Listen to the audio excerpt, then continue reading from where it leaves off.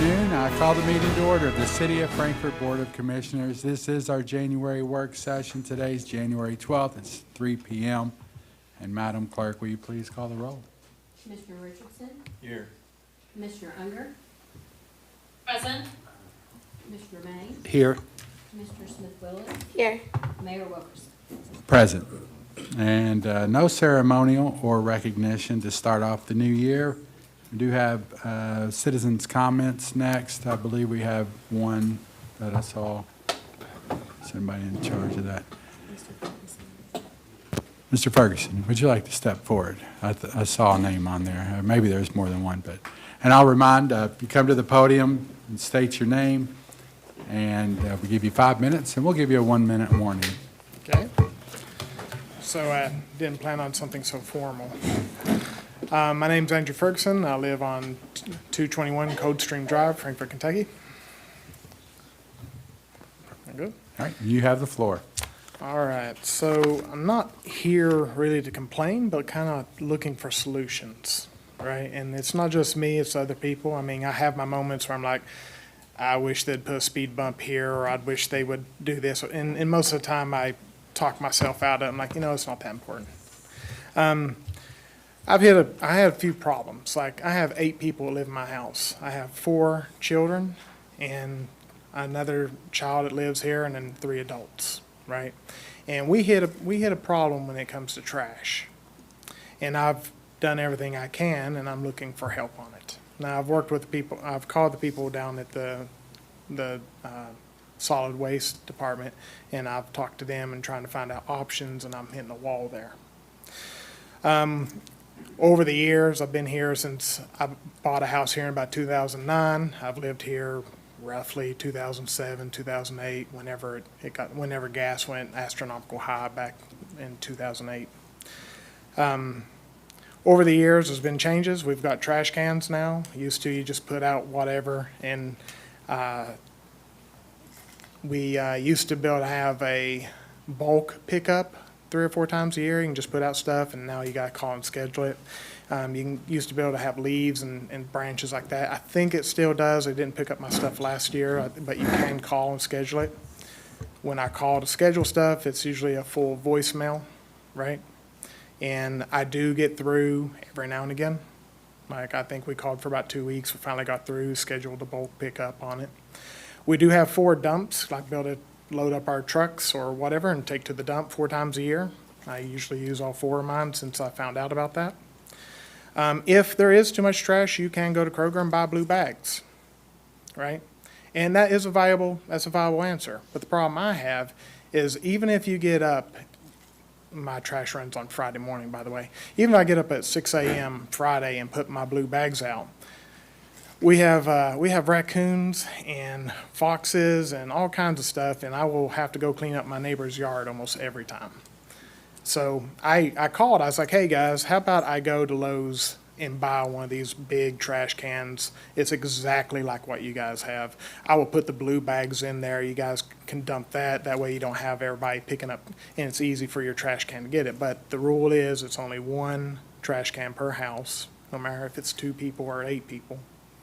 And I will get fined if I put my trash can out there. So I could put 20 blue bags out there and cause the people walking around and picking up the bags, throw it in, which I feel bad doing that.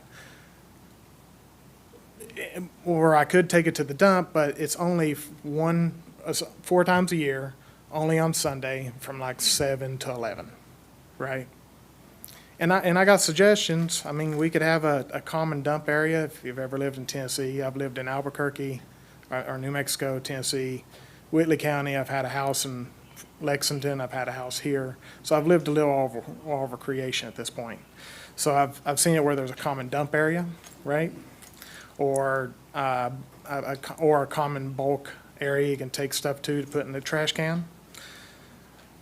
I mean, ideally, I'm a little lazy. I wouldn't mind just going and spending $100 and getting a bigger trash can that they can grab with their truck and dumping, but I understand if it causes problem with neighbors and stuff like that. But any kind of solution would work. I don't like cleaning up trash in my neighbor's yard, and I don't like causing people work extra in the morning because I feel like they're a little short-handed. And that's it. Thank you. Does anybody have any questions? Thank you. or discussion? Commissioner Smith-Willis? Thank you, Mr. Ferguson. I'm on the Public Works and Infrastructure Committee. Those meetings are open to the public. I would like to hear your suggestions. I'm rather newer to the council, but I really would like to kind of have like that open, transparent conversation about what you think would be more feasible for your community and your household. So I just wanted to throw that out there because I'm willing to kind of just talk through it because I don't have all the solutions myself, but I would like to hear kind of where you're coming from and then also Commissioner Unger. So I think we have a really open door policy, but thank you for putting this out in the front and center, and I would like to work with you to hear your suggestions. So thank you for coming in. Okay, thank you so much. Right. And thank you for bringing up the customer service too, because we take pride in that. We want to make sure when people call that we get back to them or at least answer the phone and Well, the not trouble leaving is, messages. when you call, you can be a little heated, and I do my dangest not to do that, because I know they just work there. They probably get all kinds of nasty people calling, but I even called the lady back. I was like, hey, if I sounded mad last time, I'm sorry. I know you didn't do it. Can we please work through this and find a solution? Because, yeah, I think, yeah. So I had a mattress I'm trying to throw away, so I rolled it up and stuck it in my trash can. That's not acceptable, by the way. You're not allowed to do that. Which we finally got through and got the bulk trash scheduled to be picked up. So next Friday, it's going to get picked up. But yeah, it's bulk stuff's not so bad. It's when you got bags of food, that stuff will get ripped up every time. So anyway, Thank you, Mr. Ferguson. All right, moving on to staff reports. We have a staff report. Kenny Hoxton's going to talk about the wastewater treatment plant update.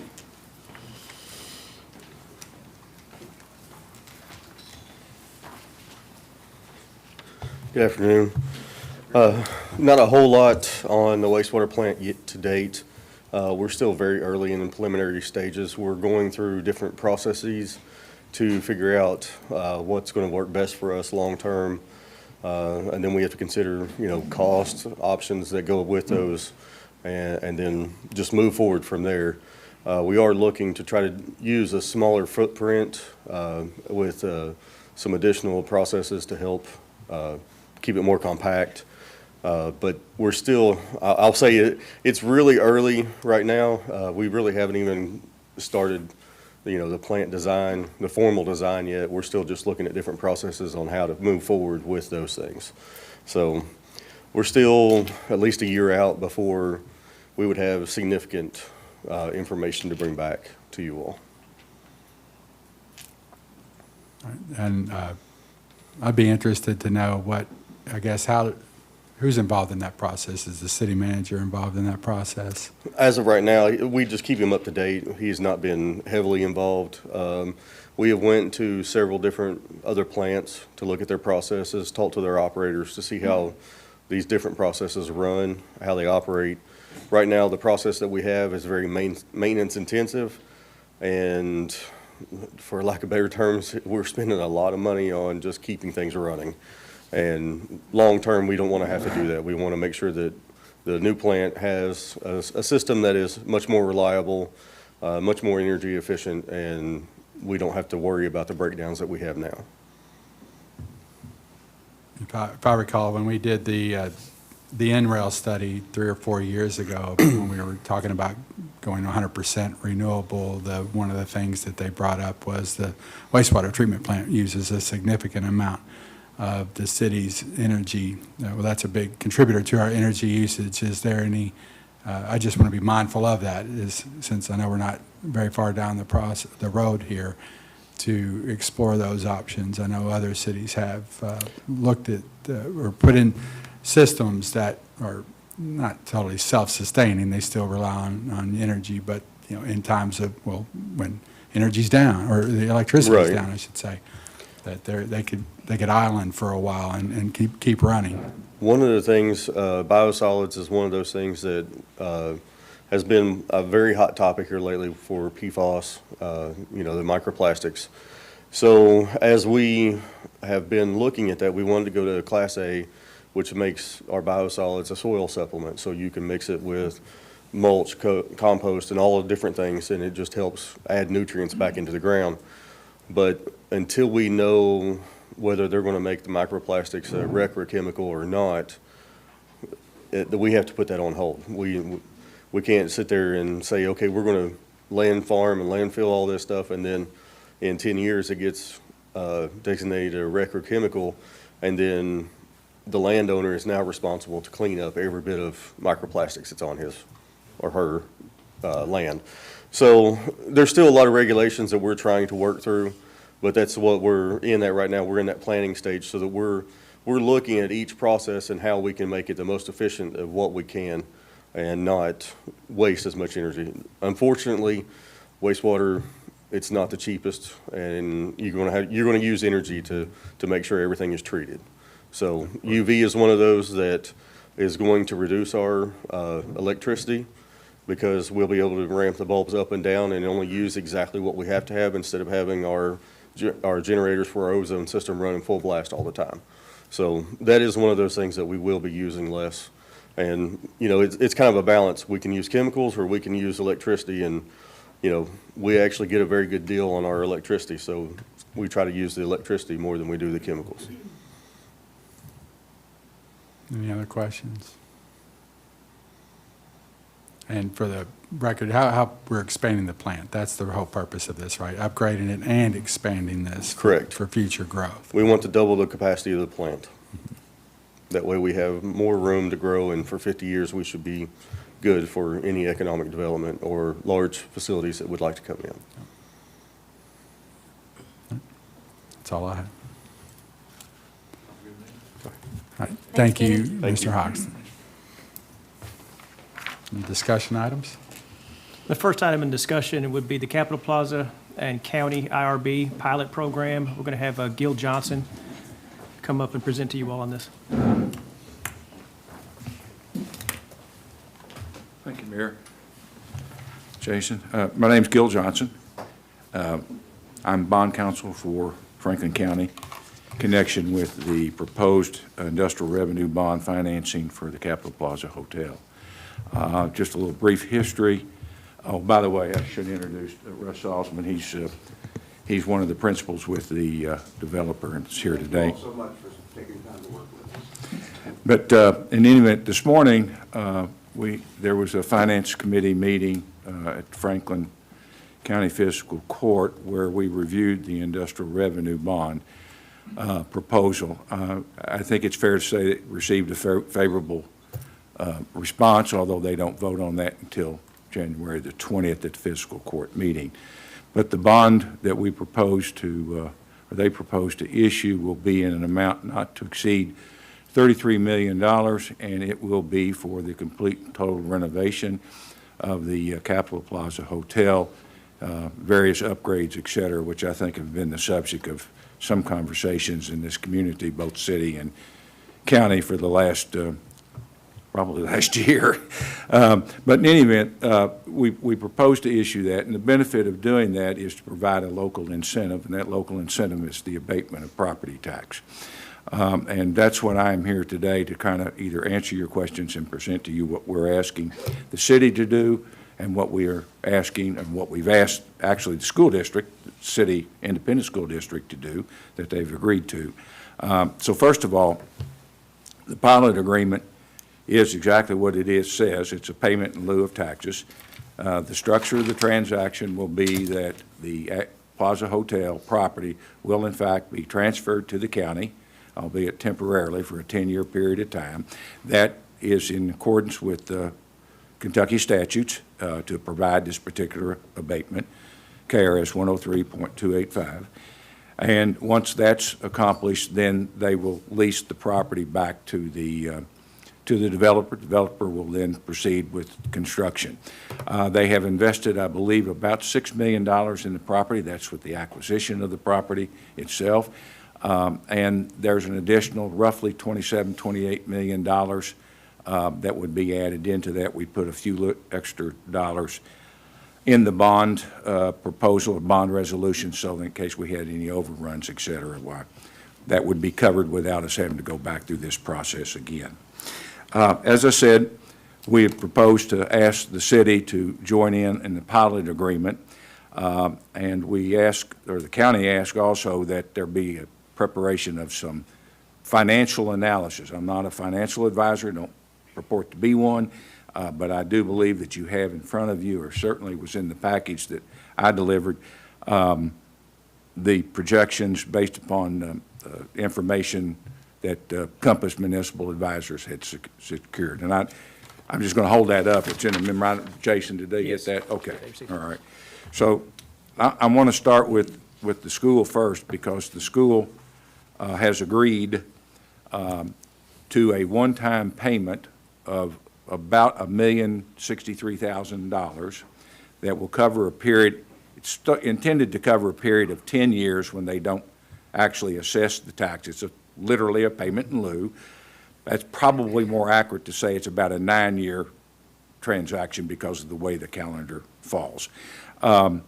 But it's $1,063,000 that will be paid upfront to the school district. They will receive their entire amount of tax, property tax, that's all I'm talking about, property tax, for the year 2026. So the whole transaction's intended to start as of January 1, 2027. And even though the property would be transferred sometime in 26, because it's on the property tax rolls as of January 1 of this year, it's subject to the tax, so it won't start until the 27th. I'll go through what I think is the city of Frankfort's current tax situation with the property itself as it stands today. It's a $6 million valuation on the PVA's books, and it produces about $11,800 in real property taxes to the city each year. In addition to that, which is not covered by the property taxes, but the following taxes are not. Occupational tax is about $29,000, and the transient room tax is about $107,000, and your current parking revenues, which obviously aren't taxes, are about $11,700. So that's roughly what you're collecting right now and would continue to collect if the project does not go forward. And West Banco is providing the financing to the developer and has indicated, as has the developer, that the project will probably not go forward without the issuance of industrial revenue bonds. It's the incentive that they get from the property tax that makes it attractive, I guess, to the bank. If we go through with the project, for the years 27 through 2036, your revenues increase dramatically. Well, first of all, you don't get any property tax, so you go from $11,800 down to zero. You come up with an occupational tax, which would move from $29,000 up to $503,000. That is for the entire 10-year period of time. I don't want to indicate otherwise. And then over that 10-year period of time, your transient taxes would be $2,113,000 and change. Parking revenues would go up because of the operation to an estimated $4,105,000. So the investment that we're asking the city to consider is roughly an $11,800 abatement of property tax in exchange for the additions in occupational tax, the transient room tax, and the increase in the parking revenues.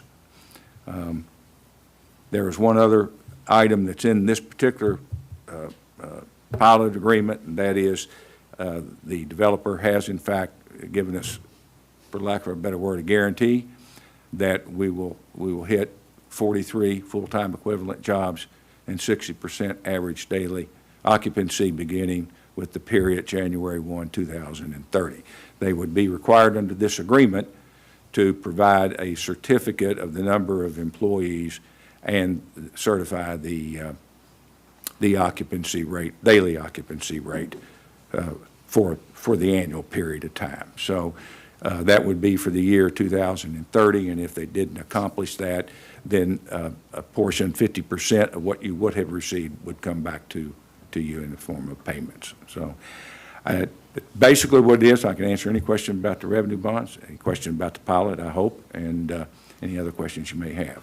And if some should be directed to Mr. Salzman, I will turn around and direct them to him. We'll open it up for discussion or questions for Mr. Johnson. And team. Commissioner Richardson? Commissioner Richardson, you've got the floor. A lot of numbers. Yes, sir. I'm trying to write this down as quick as I can. Okay, well, we So can go the back through it. The 503,000 over the 10-year period, it would equate to around 50,000 a year, which is greater than the 29 we're getting now. Yes, sir. I'm just trying to compare apples to apples. Does Sure. that make sense? No, it certainly You does. quoted, I just want to make sure the public knows that. I mean, that 503 looks really good, but when you break it down, it's still going to be, we're still looking at about a $21,000 increase. Yeah, that's correct, and that's why exactly I said that the 10-year period, Yeah. because somebody can look at that and say, whoa, I went from 30 to 500. So, yeah, I agree with you. Okay. And the parking, I'm assuming the parking revenues are based on your estimates of your occupancy rate that you're kind of quoting. Is that kind of where that number's coming from as well? Yes, sir. Not only is that where that number comes, that number comes from the developer. Now, I don't represent the developer. Okay, all I'm right. not here on behalf of the developer. But that number comes from the occupancy, because if you're a guest in the hotel, Yeah. you're paying that parking, and they are paying you. Okay. Okay, so, I just want to know where that, I just kind of Okay. figure out where that came from as well. no, that's where it comes from. Because of the increased occupancy, they're going to change the rooms. They'll be, improved. There's going to be 2 or 3 restaurants in there, and then they'll have facilities for enhanced banquet facilities, which I would think would be a positive development for the convention center if that goes through. Yeah. So whoever's parking there to eat dinner or to stay overnight or whatever, that does increase that parking revenue. Okay. Or intended to, I should say. Right. Thank you. Commissioner May? My one question was answered in that conversation, so thank you. It was kind Okay. of more about some of the parking stuff. So I Right. will say, I'm excited that this project is moving along and that we're having these conversations, and I'm excited about the opportunity to see what we know is a crucial part of our economic development structure in Frankfort and Franklin County and the surrounding area. So it's an exciting opportunity. There's a lot for me in this chair to digest right now. Sure still. there is, yeah. But I can say that, I'm committed to keeping the doors open here right now and talking as we move along this, and just want to say I appreciate the interest and the investment so far in our community. Sure, and if I could just comment to what you just said, Commissioner, our schedule or their schedule right now, and mine, is that the county will take up the IRB resolution on January the 20th. I don't know when your all-city meeting is, but whatever that next one is, we would ask that you consider. 26th. Huh? 26th. Okay, we've asked that you consider that. The school board has already negotiated and has agreed to what I just indicated earlier, so there won't be any revisions there. I don't know when they meet. I think Michael George told me it was, or Sherry Slater told me it was February the 9th, I want to say. Okay. It may be January 26th, but, because that date was in my mind, but that might have been the cities. But in any event, February 9th, and then at that stage, once that's done, the documents would be signed and we would proceed to closing. Now, I still have to go to the Department of Local Government for their approval because this is a hotel. I do not anticipate any issues. We've done this before. I've done quite a few hotels, excuse me, in the western part of the state. So I don't anticipate that being an issue based on what I've seen in terms of the documents, but I got to take that step. The county has to take it. Actually, if you all were doing it, you'd have to take it even though you're not subject to DLG jurisdiction. But so Commissioners? that's the schedule. And so I anticipate probably a March closing of the bonds. Okay. It'll also depend on West Banco. I don't think I mentioned this, but West Banco is the financial institution. They're the ones through the developer that ask for the industrial revenue bonds. And quite simply, I mean, in all candor, the tax rates at the city and the property tax rates at the county are somewhat insignificant. I don't mean that in a derogatory sense, but when you compare them to the school district, it's a small dollar investment in my opinion. Sure. especially in exchange for this, and with some guarantees that are in the pilot. But Absolutely. Thank you. Now we're going to go to Commissioner Unger. Thank you. I wish I was there with you tonight. I appreciate you coming to present this information to us, Gil. I am excited for the community. Sounds like it's a win-win for everybody. I appreciate you working with the independent school system as well on that, coming to an agreement there. I was wondering, I think my only concern is if staff could, maybe we could discuss any additional safeguards for those 2030 date numbers. I don't know if we need to do that right now, but just if for some reason those numbers for the 43 full-time or the 60% average daily occupancy doesn't happen, what does that look like? So I just wanted to mention that, but thank you so much, and I'm excited to work with you guys. well, let me address that. Those numbers did come from the developer. The 43 number, well, maybe I got to admit it came from me, because when I asked their lawyer what the full-time equivalent jobs were, he said 40 to 45. So I said, okay, 43. And so I'll take responsibility for that. The average daily occupancy was stated to be a little bit higher than the 60% number that's in the document. But the judge, or Judge Mueller, had indicated that he thought that was a little high. And so I went back to the developer, and the developer came up with what I think the judge thinks is a more reasonable number for, I don't want to put words in his mouth, but that's the way I heard it. So the 60%, I think is a very good number, but it's an aggressive number. That's why you give them 3 years to get out there. And 43 is probably more than doable. I would say with part-times, you're probably going to get as close to, 50 or 60, but that's just what I've seen, but I can't make that representation. Okay, thank you. Commissioner Smith Willis? The one question I had, Commissioner Unger had already asked, and then you had answered it, Mr. Gill. I think I wanted clarification on the timeline one more time. I was just trying to also digest the numbers. So we're technically just waiting for the county for their meeting, and then this will fall back in our court, correct? Yeah, I Okay. think that's correct. And then is there a specific, was there a date that he gave that we need to like really kind of lock in on They requested the 26th for our voting meeting? Got you. Thank you. So my questions, and I think you touched on it, on the, what's the current occupancy rate? We have to look that up. I'm gonna say it's probably 40, something like that, but can I get back to you on that, Mayor? Yeah, because if we're putting a target out there that you're already hitting, it's not much of a performance clause. And I was, there's nothing in there in terms of us, what if the renovation doesn't happen? And then we're going to sit here for 10 years and not collect taxes on it. I'd like to have some assurance that technically, could you just rent out the rest of those apartments and still hit your occupancy goals? Well, that would be virtually impossible from the lease perspective, because the lease, and now that's not an agreement with the city, that's an agreement with the county, have to operate a hotel. That's number one. Number two, that's the Department of Local Government as well. And as you may be aware, the General Assembly passed a new provision in industrial revenue bond financing that allows for multi-housing financing. We would be outside that realm. So the short answer to that from that perspective is I don't think that's an issue.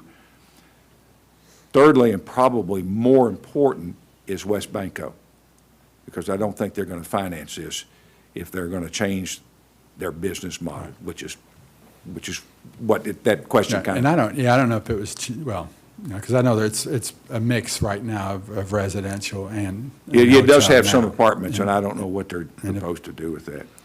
And my other question, this is for 10 years. After 10 years, Does Goes away. the city Yes, sir. have to do Could- anything? It's a max of 10 years, could be less than 10 years. If for any reason they sold the property, which they'd have the right to do, that collapses the transaction. You're now at a, let's say they spend $30 million, you're at a $30 million facility. Because what the PVA will do, it will come off the tax rolls for tax purposes. However, he has to provide an appraisal on an annual basis every January 1. And so as money is spent, that goes up. So by 2027, 8, that property would probably, maybe say January 1, 29, that property be up at the $30 million mark, or whatever they spent. Okay, and this, so far what's been negotiated requires the city to go in on this. Suppose the city did not, what happens? And the county chooses to, what happens then? Well, one of two things happens. I still have to go to the Department of Local Government, but the Department of Local Government's going to insist that I get some sort of letter from the city indicating that they are in favor of this project, whether you sign the pilot agreement or not. If I did not get that letter, in all likelihood, the project would die because we could not get approval from the Department of Local Government. And I doubt seriously that they'd ask to appeal it. And the second, that second alternative is, if you agree to it, we go forward. Let's say we did that, and I know, I'm sorry, but these are the technical questions, so, but you're the attorney, you're here. And so if we didn't go along with it and we sign off. You wouldn't, I'm sorry, you would not get any tax dollars at all anyway because the it's property county-owned. is owned by the county, That's what therefore it's tax exempt. That's what I'm getting at. I'm sorry, didn't misunderstand. That's what I'm getting at. If the county passes this, does it matter? Besides, from a tax standpoint, we're not going to get it anyway. That's correct. No, so, Unless you, please don't take this in the negative sense, unless you decided you wouldn't give us a letter for the Department of Local Government, in which case the DLG may not approve the project. right. Okay. Right, but, yeah. So But no, that's- you're out to 11,800. You're absolutely correct about that. That's what I was, like, Okay. if the county does it and we chose not to, it's because it's now a county-owned property, we don't get tax on it. So, well, that opens up a whole lot, that's a lot of other issues I think we'd have to think about in the future. But okay. even if you did that, it doesn't affect your transient tax, it doesn't affect your occupational tax, and it doesn't affect the property, the parking revenues. Parking revenue, yeah. Because we did, just going back, the three of us were on the commission, the last iteration, and we approved a TIF district along with the county for this area. And with the intent, and we built the parking structure to enable the development of this area. And so we bonded to build the parking structure. We have an annual note. And the idea was we were going to get increased property taxes to offset that note, and with the increased value of everything that gets developed. Sure. And then within 3 years, now we're waiving some of those additional property taxes. But I do realize there's other indirect benefits, and those are all important, and we want to support, Sure. we want to have a vibrant, thriving community. But that we are waiving some of the property taxes that we were 4 years ago, counting on to Yeah, make this thing happen. But remember, that property is at a $6 million value because that's the purchase price. I suspect it'll hold that value for a period of time. And that property tax revenue coming in is $11,800. And so it's frozen at that deal. And I guess what I'm saying is you're giving up that $11,000 to increase the transient, the occupational, and the And for us, the revenues. parking. Yeah, I get that. That's what I'm looking at. Sure. The other, I realize the parking may not happen, the revenues, unless there's a revamped hotel. I think that's all I have. Anybody else? Oh, Commissioner Richardson. Let me clarify one thing. The mayor's kind of, I understand where the mayor's coming from. It's our job to protect the city, right? Our interest, our community.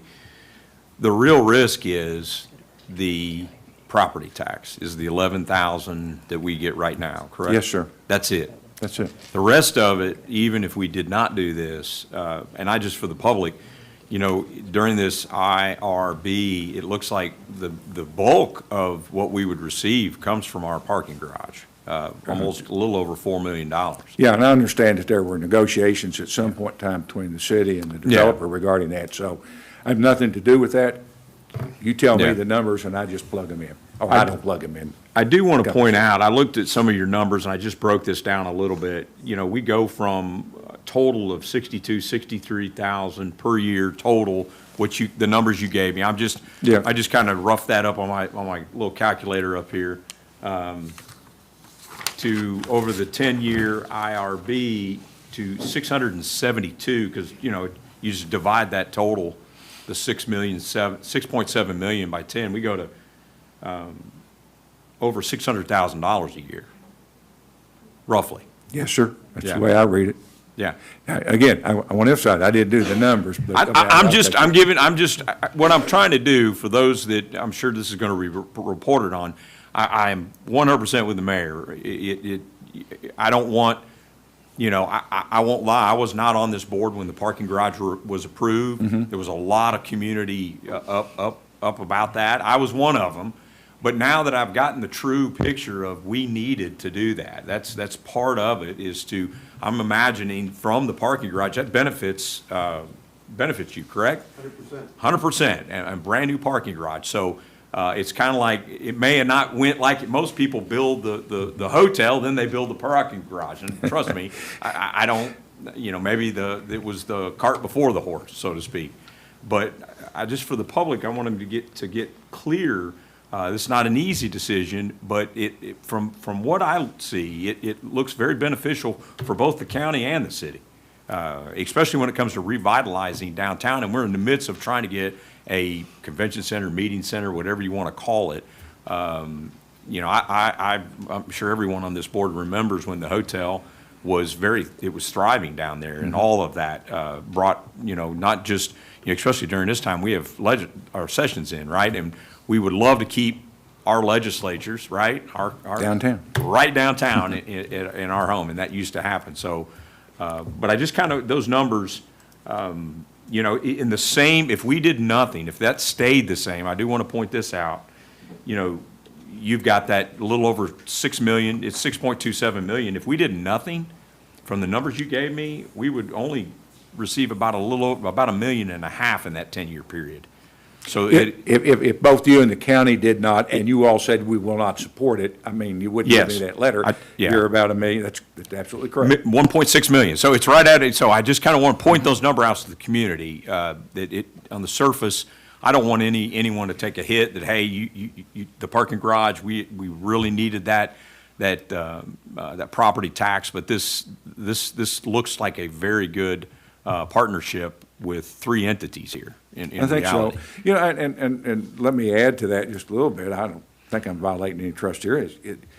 The mayor said this before, and I think I know the judge has, because I represent the county. They were concerned about the independent school district, and that's a legitimate concern. And they really worked with them. The developer worked with the school district, and I assume it was favorable outcome because both parties agreed to it, but you know what compromise is sometimes. But yeah, I think you're absolutely right, Commissioner. This is good. Any other questions for Mr. Johnson? That's all right. You Well, got thank the you all benefit for that I all- don't. Yeah, thank you for your time, and without any objection, we'll look to the voting meeting on this. Okay. Good. Thank you, Mayor. Thank you.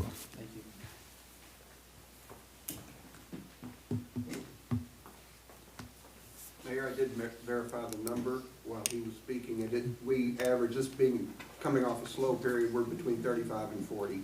Percent, Yeah. correct. not including the apartments. Okay. 35 and 40% occupancy. Thank you. Thanks. Thank you all. All right, item number 2 under discussion, we have the 2025 annual report from Fire and EMS. I know Chief Carpenter has had some family issues and won't be presenting, but Chief Kyle is here, and he has a whole bunch of people with him. Hello, yes, Chief Carpenter sends his regrets for not being able to be here tonight, or this afternoon. So we just want to give you a kind of a rundown of all the things that have happened in fire and EMS through 2025. We'll start out with just going over our run volume for this year. This appears to be not the, this, do you have the PowerPoint, Judd? Not the, do you have the PowerPoint slides? Yeah.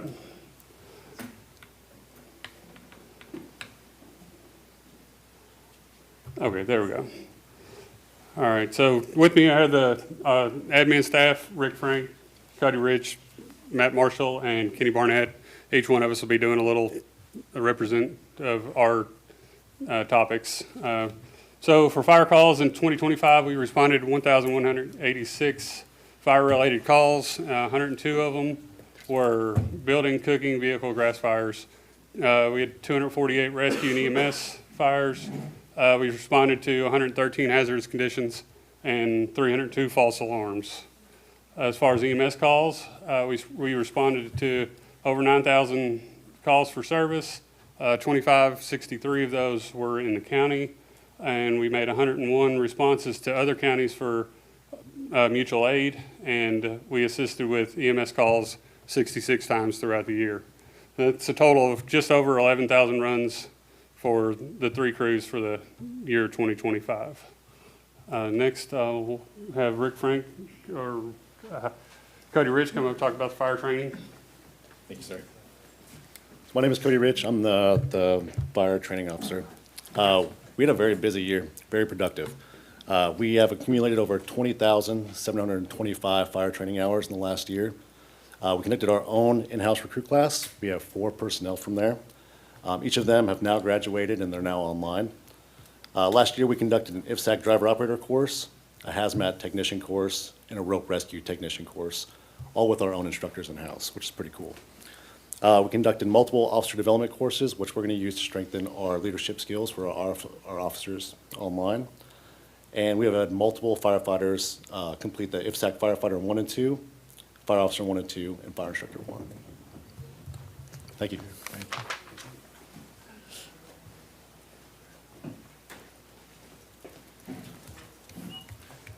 All right, good afternoon, Mayor, Commissioners. For those that I don't have the privilege of knowing, Rick Frank, EMS Education Coordinator here at the Fire Department. So with EMS training, so we're an EMS training center. We do EMT, we do paramedic classes. EMT is an essential part of our jobs. Obviously, you saw by the numbers that Chief Kyle presented you. Also a minimum requirement. So we're constantly running those programs. We ran 2 last year, currently in a paramedic cohort right now. We hope to have that one done by June and have you some smiling new paramedic faces out there by maybe latter part of this year, actually out and functioning. So that's all that one there. So 10,000 EMS training hours. Right now, I said the paramedic class is going on. We have 13 enrolled in that. 10 of them are in-house personnel. We have 3 from neighboring counties that are interested in the program as well, so they're going with that. We have also started a critical care paramedic prep course. So the state changed their guidelines late last year, requiring us to go with critical care and advanced practice paramedics. We have been very, very blessed to get these courses up here. And the last 2 courses we've run, I've taught a couple of the classes, but for the most part, we're getting physicians, nurse practitioners, nurses coming in from Louisville, Lexington, and they're all doing it on their dime and their time. So you'd be hard pressed to find anywhere nationally that would have that type of program come in, and we're blessed here in Frankfort to have that. Also, we have the CPR classes that we do in the community, and we're constantly getting requests for those. I got a request today right before we walked over. We've also had personnel that have went on through what they call the International Board of Specialty Certification to get their critical care, their flight paramedic, their tactical, their wilderness, and community paramedicine, which are all extremely, extremely difficult tests, and we have had people that have went on and achieved that, and we're so very blessed to have those people on staff. Pass that over to the Fire Marshal.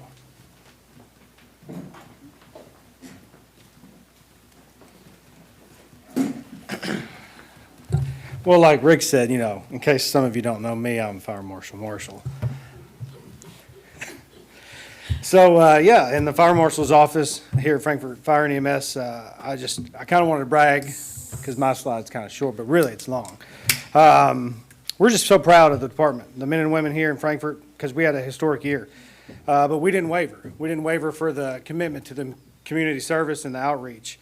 We were devoted to fire prevention with the schools, our partnerships with the nonprofits, and we continue to be, serve in a capacity of fire prevention education, community outreach, and over 90 different events.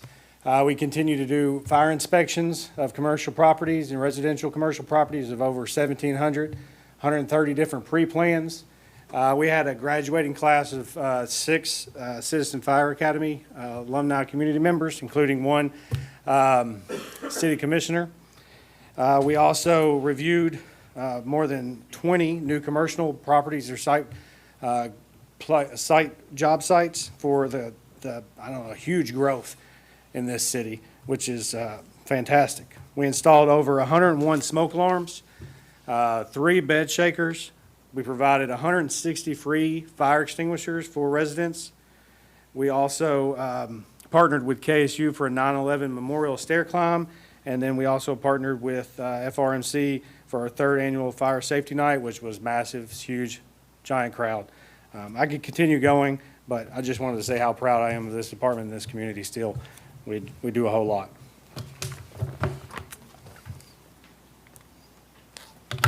Chief Kyle.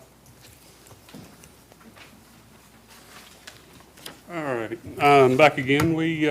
So since September 11th, hazmat's really been a big thing within the fire service, and even before that, but mainly since 2001.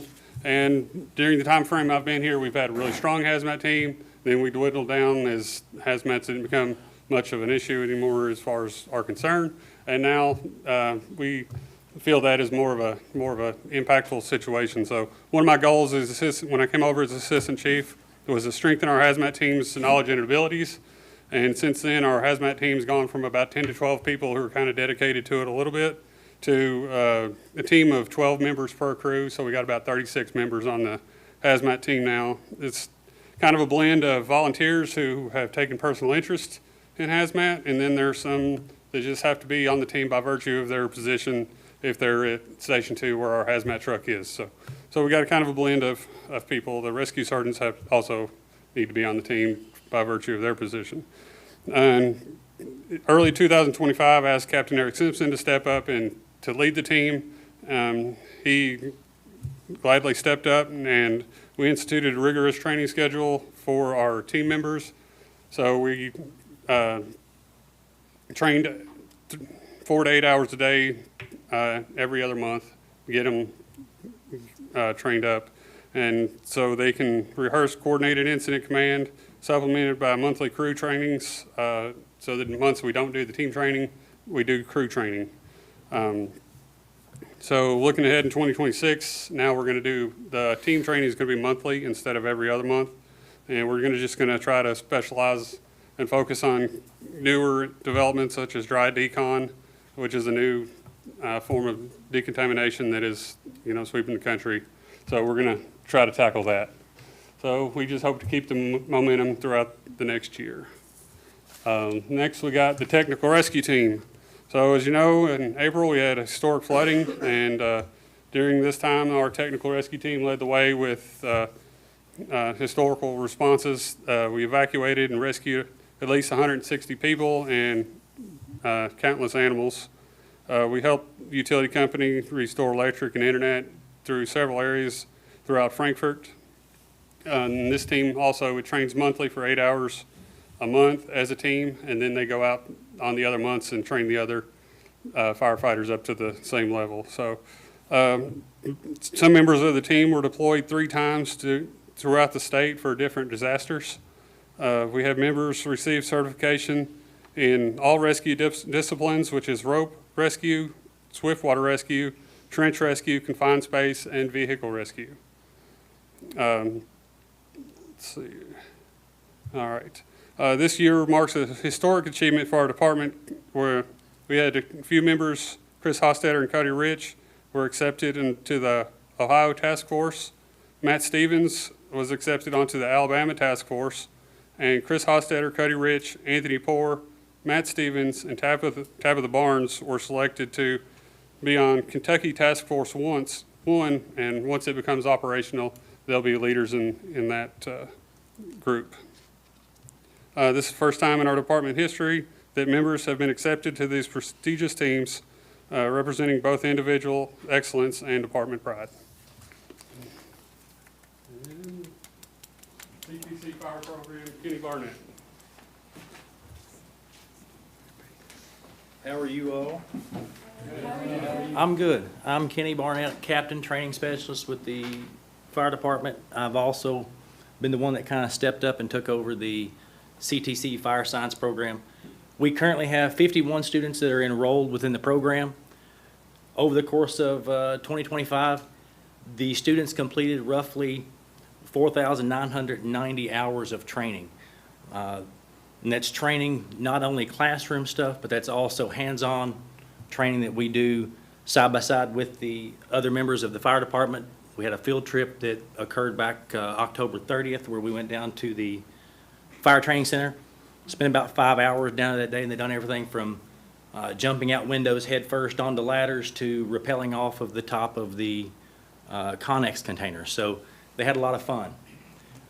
We have been fortunate enough to be able to put them through a lot of the CPR classes and the FEMA ICS classes that are necessary for fire department function. We also have, as of this year, we are participating in the Skills USA, which is a nationally recognized program.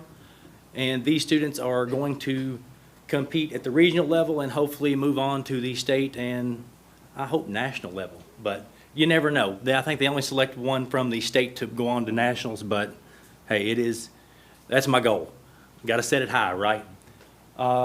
Fortunately, there's no other fire science programs within our region, so we automatically qualify 2 to 3 to go on to state. So we know we're at least going that far to start with, okay? Any questions about this? I mean, obviously I could read, but I don't like reading. So we got to, I also got accredited with the BCTC this year, so the classes that I am teaching are also going to be dual credit. So they're getting college credit hours for taking any of our fire science classes.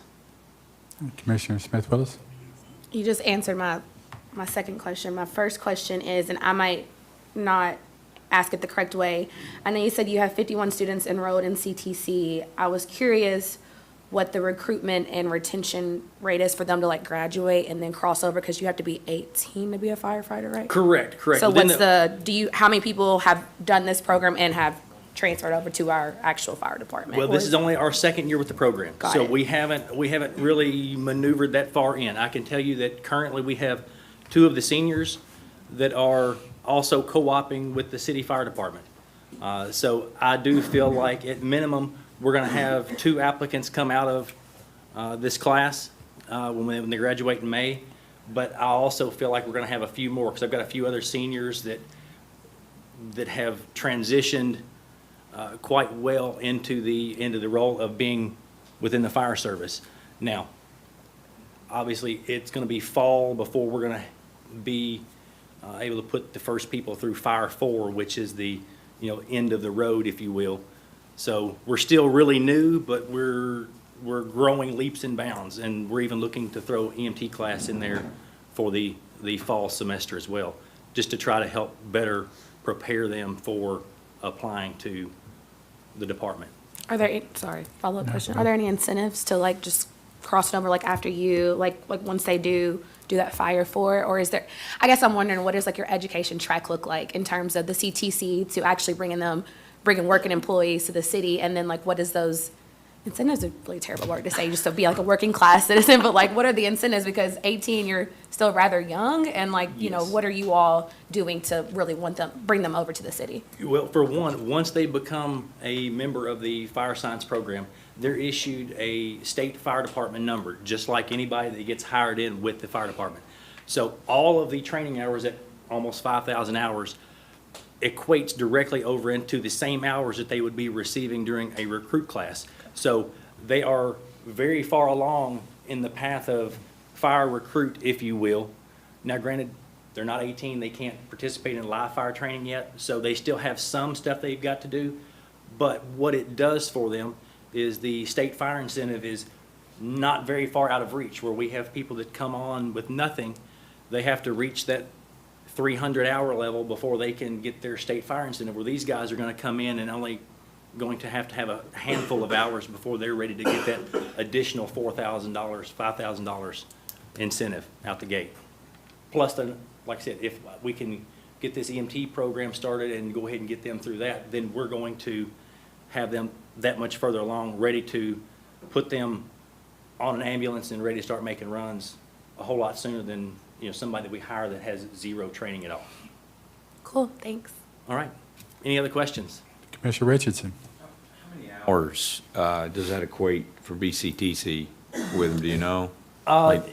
It's kind of a weird setup. Yeah. And I say that because while we have it set up as a dual credit, when they come in, they take Fire 101, it equates to 101 college level class, which is a 3-hour class. So they can essentially, if they complete 101, 102, 103, and 104, they're going to have approximately 12-ish hours of college credit. However, on the flip side of that, there is also what they call reciprocating credit with these kids as well. So if they didn't sign up to go to the dual credit route and they just take the classes, they can still go to BCTC, and BCTC is going to throw a whole bunch of hours, roughly 30 credit hours at them that way. Whereas if they go the dual credit route, they can take those hours and go to, say, an EKU or something like that, and they transfer in, hour for hour there. And then the other thing, I think I'm getting where Commissioner Smith-Willis was, so the 51 folks that you had in this, were they're all Franklin County, Frankfort, Franklin County kids? They either go to Franklin County High School or Western Hills currently, yes. I'd like to keep them. That's my goal. So maybe you work an incentive in there, right? I'm just spitballing here. If we're going to have this forced science training and we put all this effort in and this work in them, especially if I'm sure there's a handful. I'm just, where I come from, Yes, right? I know. I'm just looking at this, if the police department had that, I wouldn't want these people to go to, to Lexington or to, Georgetown. So I don't know. Maybe that's something to work in later. Yeah. Sorry. Go ahead. Didn't mean to interrupt. No, One go of the ahead. things I had been talking with Chief Carpenter about, I know when you put an application in for the city, you're giving, if you're coming in, you're already a paramedic, you get so many points, in the point system for, paramedic or EMT or having your fire hours or military or whatever. There have been talks, and like I said, it's very preliminary currently, but if we can have people come out of this CTC program, maybe incentivizing that by using that as some points that we can throw their direction to kind of keep them here at home. Because I want to promote keeping the kids here. If they grew up here and they go to school here, the likelihood that they're going to remain here and work here is, pretty high. I like the way you're thinking, because that's where I was going. Incentive, I didn't necessarily mean monetarily. I just meant for hiring process, right? That they're, I can remember way in the early 90s, when you applied to a police department, you got, if you were a resident of that city, you got extra points or something, just for merely residing in that city. So, I like the way you're thinking. The Stop the Bleed and the CPR, are those Yes. things that you all teach in the Fire Citizens Academy? The Stop the Bleed, we don't necessarily teach that specific class, because that's more to a lay rescuer. But the CPR class that we teach, it's the same one that they have to be on the department. It's the American Heart Association. I teach the healthcare provider level class to them. That Stop the Bleed is just so important. The trooper that was shot a few months ago, I mean, think about the folks that rolled up on that and they knew how to stop the bleed, which is so important with a wound that is profusely bleeding. So I teach that with some folks as well from DOCJT. So it's a very good class, even just for the common folks out here that day to day. We do citizen fire. Yeah. And then maybe this is for the chief, I got all kinds of questions. Go ahead. The paramedic class, do we offer that for outside agencies, or is that just for our folks? We offer outside agencies the ability to come in to be a part of our class. They pay a stipend in order to be a part of the class to cover their portions that would cost us to have them in the class. I'm just curious. I knew that was done when I worked here, so I just want to, I appreciate you continuing that. That's really good. Any other questions? Commissioner? Sorry, it might not be free. Oh, sorry. Whoops. Go ahead, Commissioner Unger. Is that okay? Yeah. You have the floor. Just want to make a quick comment. Thank you guys for presenting on this annual report. And Kenny, I'd like to thank you for bringing a few of your students along for the Second Street School PTSA turkey and ham give out that we did this holiday. So it was really great to see those guys in action doing some community service locally. So, and if there's any conversation we can help have to work with the independent schools to try to get some students there as well, I would be happy to do that. So thank you so much. Okay. Commissioner May? Thank you to everyone that presented and everyone that wears the badge with the city seal on it. Any first responder, we're forever grateful for. I want to say what I love about this program is that, and I've never been a first responder, but I've been passionate about something, and we've all can share that feeling and that excitement of when you're getting going in your career, you're getting your ideas off the ground. But at no point was I passionate about the paperwork or anything like that came with it, or the required training. You all get to do some pretty, I'll say, cool things, though, that would get me more excited. And having that opportunity, I think, when you're younger and getting your foot in the door is crucial to what Commissioner Richardson was talking about, and everyone up here, I think, from the recruitment and retention standpoint. I mean, that alone would go miles for me as far as, where did I get my foundational fundamental skills and start? That's where I'm going to want to stay and feel that, that support, and the opportunities that you all provide with the continued education and going and getting these special certifications, I think is just so important. You can start your career at Frankfort and retire. You can do all of it here and do all that without ever having to leave. And that, I think, is really worth shining a bright light on and letting people in surrounding agencies know those amazing opportunities that are unique to us, focusing on what makes us unique and how we address challenges by thinking outside the box and going with what we can do. We can continue to do these types of programs, and I just want to say thank you, and I appreciate that way of thinking and that approach. Not a problem. Thank you. Commissioner? I swear this is my last question, and it's kind of two-part. It might be for you, Mr. Frank. Is there, and I think Chief Carpenter addressed it the last time he gave us an update on the new fire station, with the recruitment classes and the new fire station coming in the critical care prep course, is there a plan and action to expand those programs to other outside entities so we can kind of start doing those more often and expand and grow on those? Or are we just waiting for the fire station to get done and then we go from there? And I could also ask Chief Carpenter. Yeah, no, so to expand the critical care and the specialty programs, no, there is still, right now we offer that to outside agencies as well. So I think the past two critical care courses we've done, we've had Georgetown, Scott County has sent representatives from their agencies. Neighboring counties we've always invited. But yeah, the plan is still keep rolling, still keep on advancing.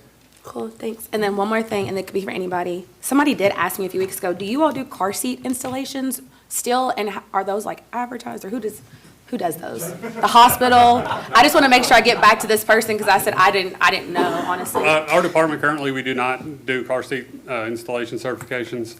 It's just a lot of red tape that goes into it as far as liability issues and stuff. We generally refer people to go to the health department, Franklin County Health Department, to get any kind of car seat installation stuff taken care of. Thank you. And I just want to thank the gentlemen back here. Through all the hard work they do all year, we couldn't do the paramedic training, we couldn't do all the fire training we do, all the inspections the marshal handles. We just, as a fire department, we wouldn't be able to do what we do and be as strong as we are without those guys out there every day doing all the hard work. And then the men and women across the street making the runs every day. They're making the 12,000 runs that we're making a year, the 10,000 med runs. So I just want to thank them for their contributions to the city and the department, just out there day in and day out, just doing all the grunt work. Thank you all. Further Thank you. questions? Thank you all. Snaps all around. Y'all are Great great. stuff. All right, next item in discussions, we have item number 3, which is the transit services overview with Sarah Anderson and Jennifer Hall.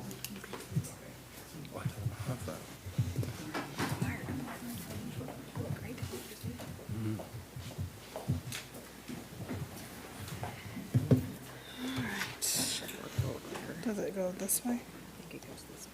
This way, okay. We'll find out. We'll find out. All right, good afternoon, everyone. Thanks for inviting me to speak. Happy New Year. I'm really excited to tell you about some of our accomplishments we've had this year and also answer some questions and go over all that fun stuff. So just a brief description about our transit services.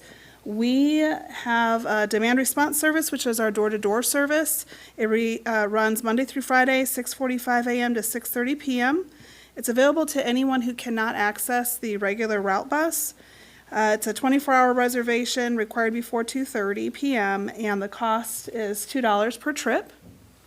We have a deviated fixed route, which has dedicated stops along a fixed route, runs Monday through Friday, 6:45 to 6:35, Saturday, 8:45 a.m. to 3:15 p.m. It can go off route or deviate up to 3/4 of a mile to increase accessibility. The cost for the regular route is 25 cents, and a deviation is 50 cents. And a deviation requires a reservation. We also offer a seasonal trolley that runs April through October, Tuesday through Saturday, 10 a.m. to 4:30 p.m. The trolley provides a narrated tour downtown, and it is a free service. And we also subcontract with Bluegrass Community Action, providing non-emergency medical trips, and we receive payments for those monthly. Some of our recent accomplishments, we have achieved several goals this year. First, the new transit center went into operation, or was completed in 2024, so we've been operating out of the new transit center for a year now. When we opened the transit center, we focused our efforts on rebranding in order to promote ridership. The new logo focuses on what makes Frankfort unique, the Kentucky River, which connects the east and west sides. The logo provides a sense of movement, just as the river flows. Frankfort Transit does too. The colors that we used on the logo and also incorporated throughout the transit center mirror the Frankfort, Kentucky distilled logo. We were able to secure funding from FTA to purchase 2 buses in fiscal year '25, so those buses are already out, running around town. And we actually received funding to purchase 6 more buses this fiscal year, so you guys will have that coming across your table pretty soon. We're working on the order list for it now. Transit won the Kentucky Transportation Cabinet's Efficiency Award for the lowest cost per trip in the entire state of Kentucky, so we were pretty proud of that accomplishment. And the Capital City Museum won a Kentucky History Award for the Lest We Forget exhibit, which is located, it's actually pictured here, is located in the Transit Center lobby, so special congratulations to Ellie and Vicki on that accomplishment. The Transit Center is a very vital part of our operations. The center is located on the ground level of the city parking garage. I know that we put a lot of focus into the opportunity that the parking garage itself gave to the downtown district, but I really want to focus right now on the transit center. The center allows for passengers to have a temperature-controlled transfer station, complete with a waiting area, restrooms, vending machines, and a front desk attendant. The center also allows the drivers to have a central location for operations that houses every single thing they need: dispatch stations, admin office, break and training rooms, and most importantly, restrooms. In addition, vehicles are now housed in a covered garage, which protects the longevity of our vehicles.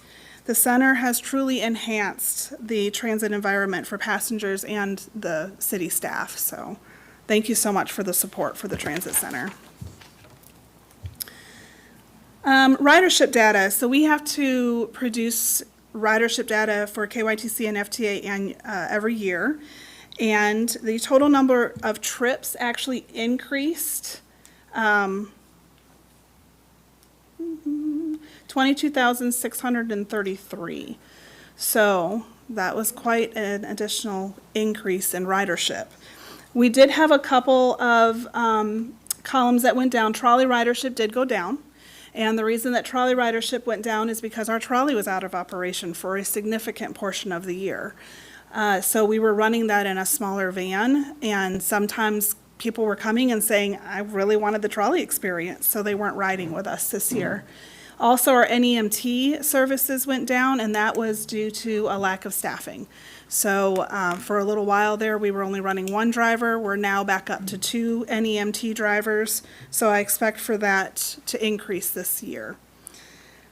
We also expect for our overall ridership to increase this year because obviously the paddocks are coming soon. We've got some industrial parks that are asking for some service.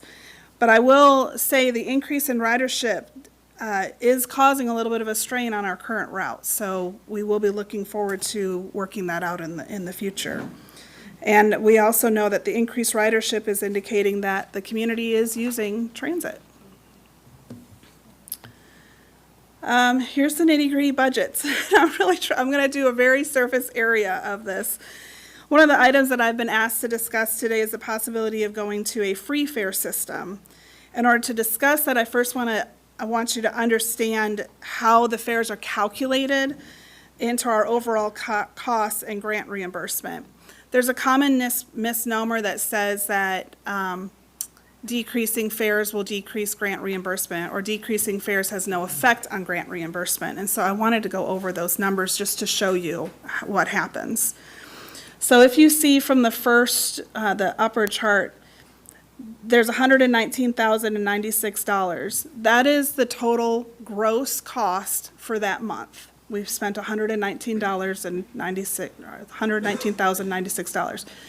In my example, I have a cash fare box value of $5,000. That means we receive $5,000 from fare box revenue. What happens is the net operating now comes down to $114,000. We will receive grant reimbursement now on $114,000. So we produce 50% of that, and the FTA is going to produce 50% of that. So FTA's grant funding did go down, but our local match also went down as a result of the fare box revenue. So hopefully that makes. So the second example shows if we didn't have that cash fare box revenue, as you can see, now our local match is at $59,000 versus the previous, which was only at $57,000. And while we're talking about budgets in the future slides, I'm going to talk a little bit about incidental use and contract revenue, excess contract revenue. So I just wanted to go over the examples of what those look like financially. So once again, we have that same $119,000 of total cost. Now we have a cash fare box of $5,000.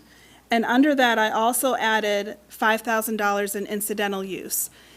An incidental use would be something like our parking garage fees. Let's say we made $5,000 on parking garage fees. Parking garage fees are going to work exactly the same way as fare box revenue. So that amount is going to come off of our net operating, which then means the federal is going to match less because it is less for them to have to match. But the local match is also going to have to be less. So now we're looking at $54,000 in match versus prior was $57,000 in match. Now, in a perfect world, not only do we have fare box revenue and we have incidental use from parking garage fees or wash bay fees or whatever we may have, but we also have NEMT revenue. That is our subcontract with BG Cap. So the best thing about contract revenue is it's counted as local match. So it's money that the city is putting in without having to go into the general fund at all. So in this example, we have $5,000 of cash fare box, $5,000 of incidental use, $5,000 of income counted as local match, which brings our cash now, our local match cash now is only $49,548 versus the $54,548. But if you notice, our reimbursement from the federal doesn't change. We still get a maximum amount of federal reimbursement. Are there any questions about that before I move forward? Because I know that's a lot of dollars and cents. Or we're all on the same page with that. Any revenue off of the parking garage would go toward that contract revenue? No, it goes towards incidental use. So it will bring down our net expenses. Above the line. So some things that I believe we should consider before we talk about reduced fares. First of all, it's important to decide what methods of transit you would want to have for free.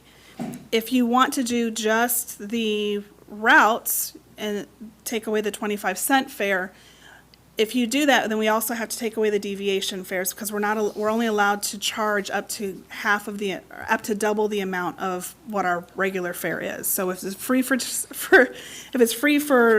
regular routes, it has to be free for deviations as well.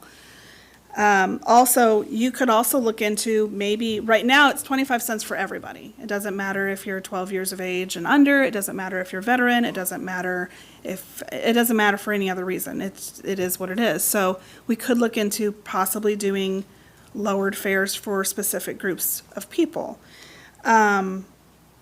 So also you have to decide, are you going to also make demand response for free as well and miss out on I shouldn't say miss out, and decide not to do the $2 per trip, and how does that work?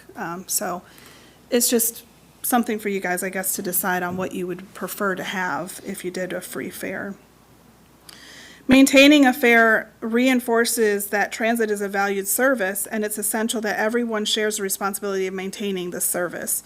Essentially, are we okay to take away the passenger skin in the game?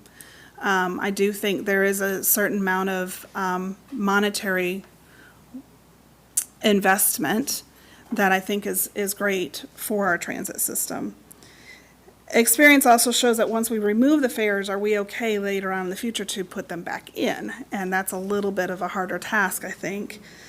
And while fares do not impact our federal reimbursements, they do help offset our local operating expenses, such as fuel, supplies, and daily service costs. And recent passenger surveys indicate that riders are generally happy with what they're paying with their current service. And I think our ridership data shows, I mean, with 20-something thousand more trips, I think at the 25-cent rate, they're willing to pay it. If we would like to add services or technology onto the routes, that would come as a cost. We've had passengers that have asked for an app, for example, that can find their bus. Well, that's going to come in a little bit of a cost. If we reduce fares, are we okay to accommodate that cost still? Eliminating fares would require new controls to prevent all-day riding and would increase deviation requests, placing some additional strains on our current routes. And also our funding partner, the Kentucky Transportation Cabinet, they do prefer a fare structure to demonstrate rider investment and system accountability.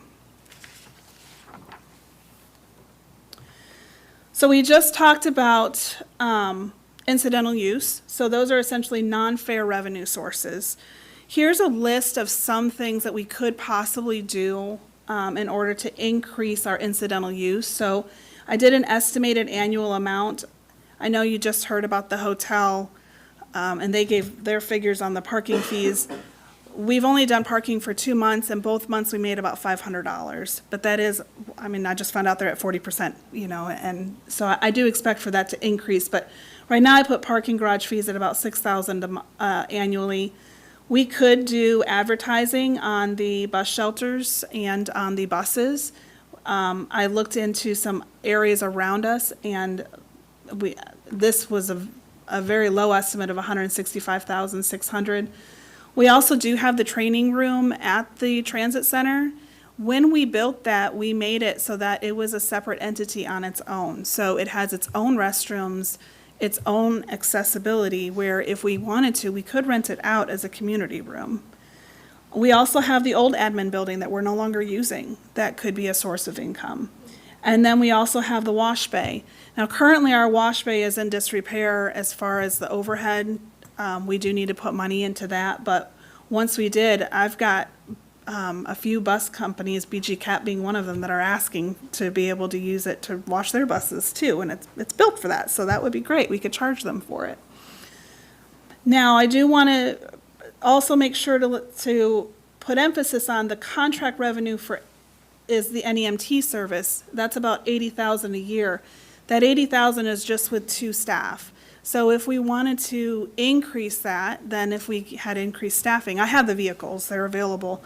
It's just a matter of the staffing for it to increase that. And remember, that counts as local match. That 80,000 would count as local match. I've been asked to speak on the bus shelters. So our route currently includes 129 stops.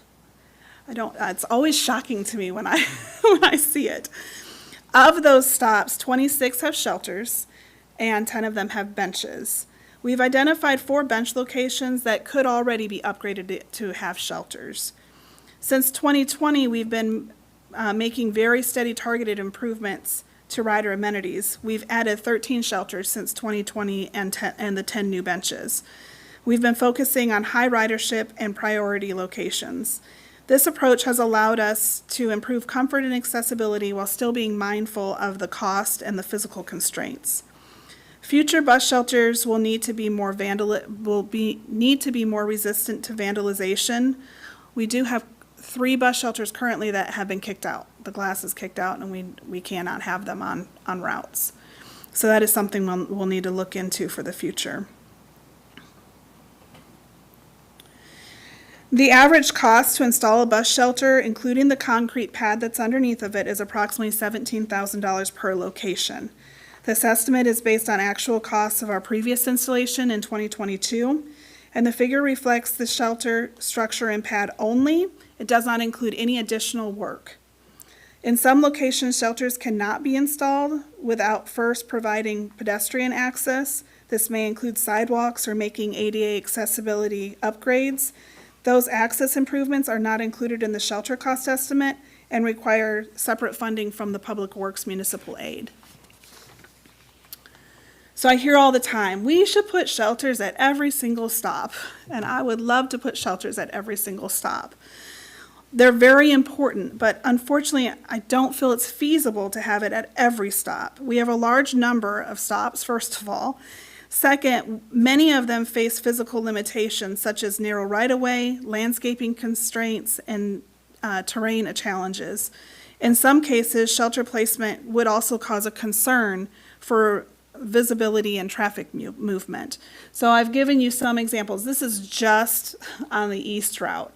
So obviously, this KSU stop is wonderful. We've got a pull off there, but there's a large embankment on the other side. I don't know how we would fit a bus shelter there. We've also got a lot, East Main Street's just known for, it's tight for pedestrians. The stop below that has a large drainage culvert that we wouldn't be able to get around. So we have to take into account the feasibility of where some of those locations are at before we'd be able to say, yeah, let's do every single stop. Yes. You're on a roll, sorry. And No, you're I'm not trying fine. to cut you off, but I have to ask the question, I'll forget about it. Okay, so with this point in particular, when was the last time, I guess, a study was conducted to I guess, give the feasibility of these stops? Like, are those stops ever upgraded? Like, are the spots the stops are, have they ever been talked about being moved? So this could be a thing, and I see also the next slide as in how much it'll cost. But in terms of just to entertain this part of the conversation, are these stops just set in stone? Is this something that we can never change? Yeah. Is this also something we should be talking about in the Public Works Committee? Like, that's my No, question. the stops are not set in stone. I will say, we have the stops that we have based off of what the passengers have requested, for the most part. We are trying our best to get into all of the areas that are predominantly used. We do have some that have requested other additional areas, and we'll be talking more about that in the future because we actually have we'll talk about more in this further on. Some of the stops can be moved a little bit here and there. But for example, the Froggy Stop, we call it the Froggy Stop, it's over on West Banco. We get people all the time that want a shelter there. And I would love to put a shelter there, but if you look there by West Banco, we had to move that stop because where we had it was next to Froggy and Bourbon on Main and Goodwood and all that. There's parking throughout there. Right. Well, our bus drivers were not seeing people. They were on the sidewalk. And then if you get a wheelchair that needs to get on, you don't have a place to deploy your wheelchair lift. So we moved it back to the little island that's kind of between, so that way we could see it better. Well, now we've got landscaping in the way. But that stop services usually about 30 to 40 people monthly. So I think it's a very important stop. I just don't know how else to move it so that we'd be able to still service it and deploy lifts and things. So, have we done a study? No. We have done passenger surveys. We just had our last one in 2024, and we have another one coming out now, to get kind of what the riders are seeing. But I haven't had a survey done by an engineer or anything to look at every stop, no. I guess that's just something that I guess I would like to say out loud. I mean, I would like to meet the people that are doing these surveys where they're at to make sure that we are being accessible in all areas. But I just think that would be something, what that looks like in the future. I'm not trying to misspeak on where money is going to be spent, but I do think that would be really nice to see somebody that has that level of like that eye to see where we can have some middle ground at, because I do think that is the coverage. And although the glass is being broken out, which is another conversation, I feel like it, but I feel like people should have shelter, because I feel like that would prevent somebody from either getting to work or being able, because, we also don't have a big drive for Uber and Lyft in our town either. So where are the other options for people to be able to get to the shelter safely and be covered, I guess is my only thing. And I will say this, though, not even Lextran, Tank, TARC, none of them have every stop sheltered. They have a large part of their stops sheltered as far as where their highest ridership is, and we've done our best to do that as well.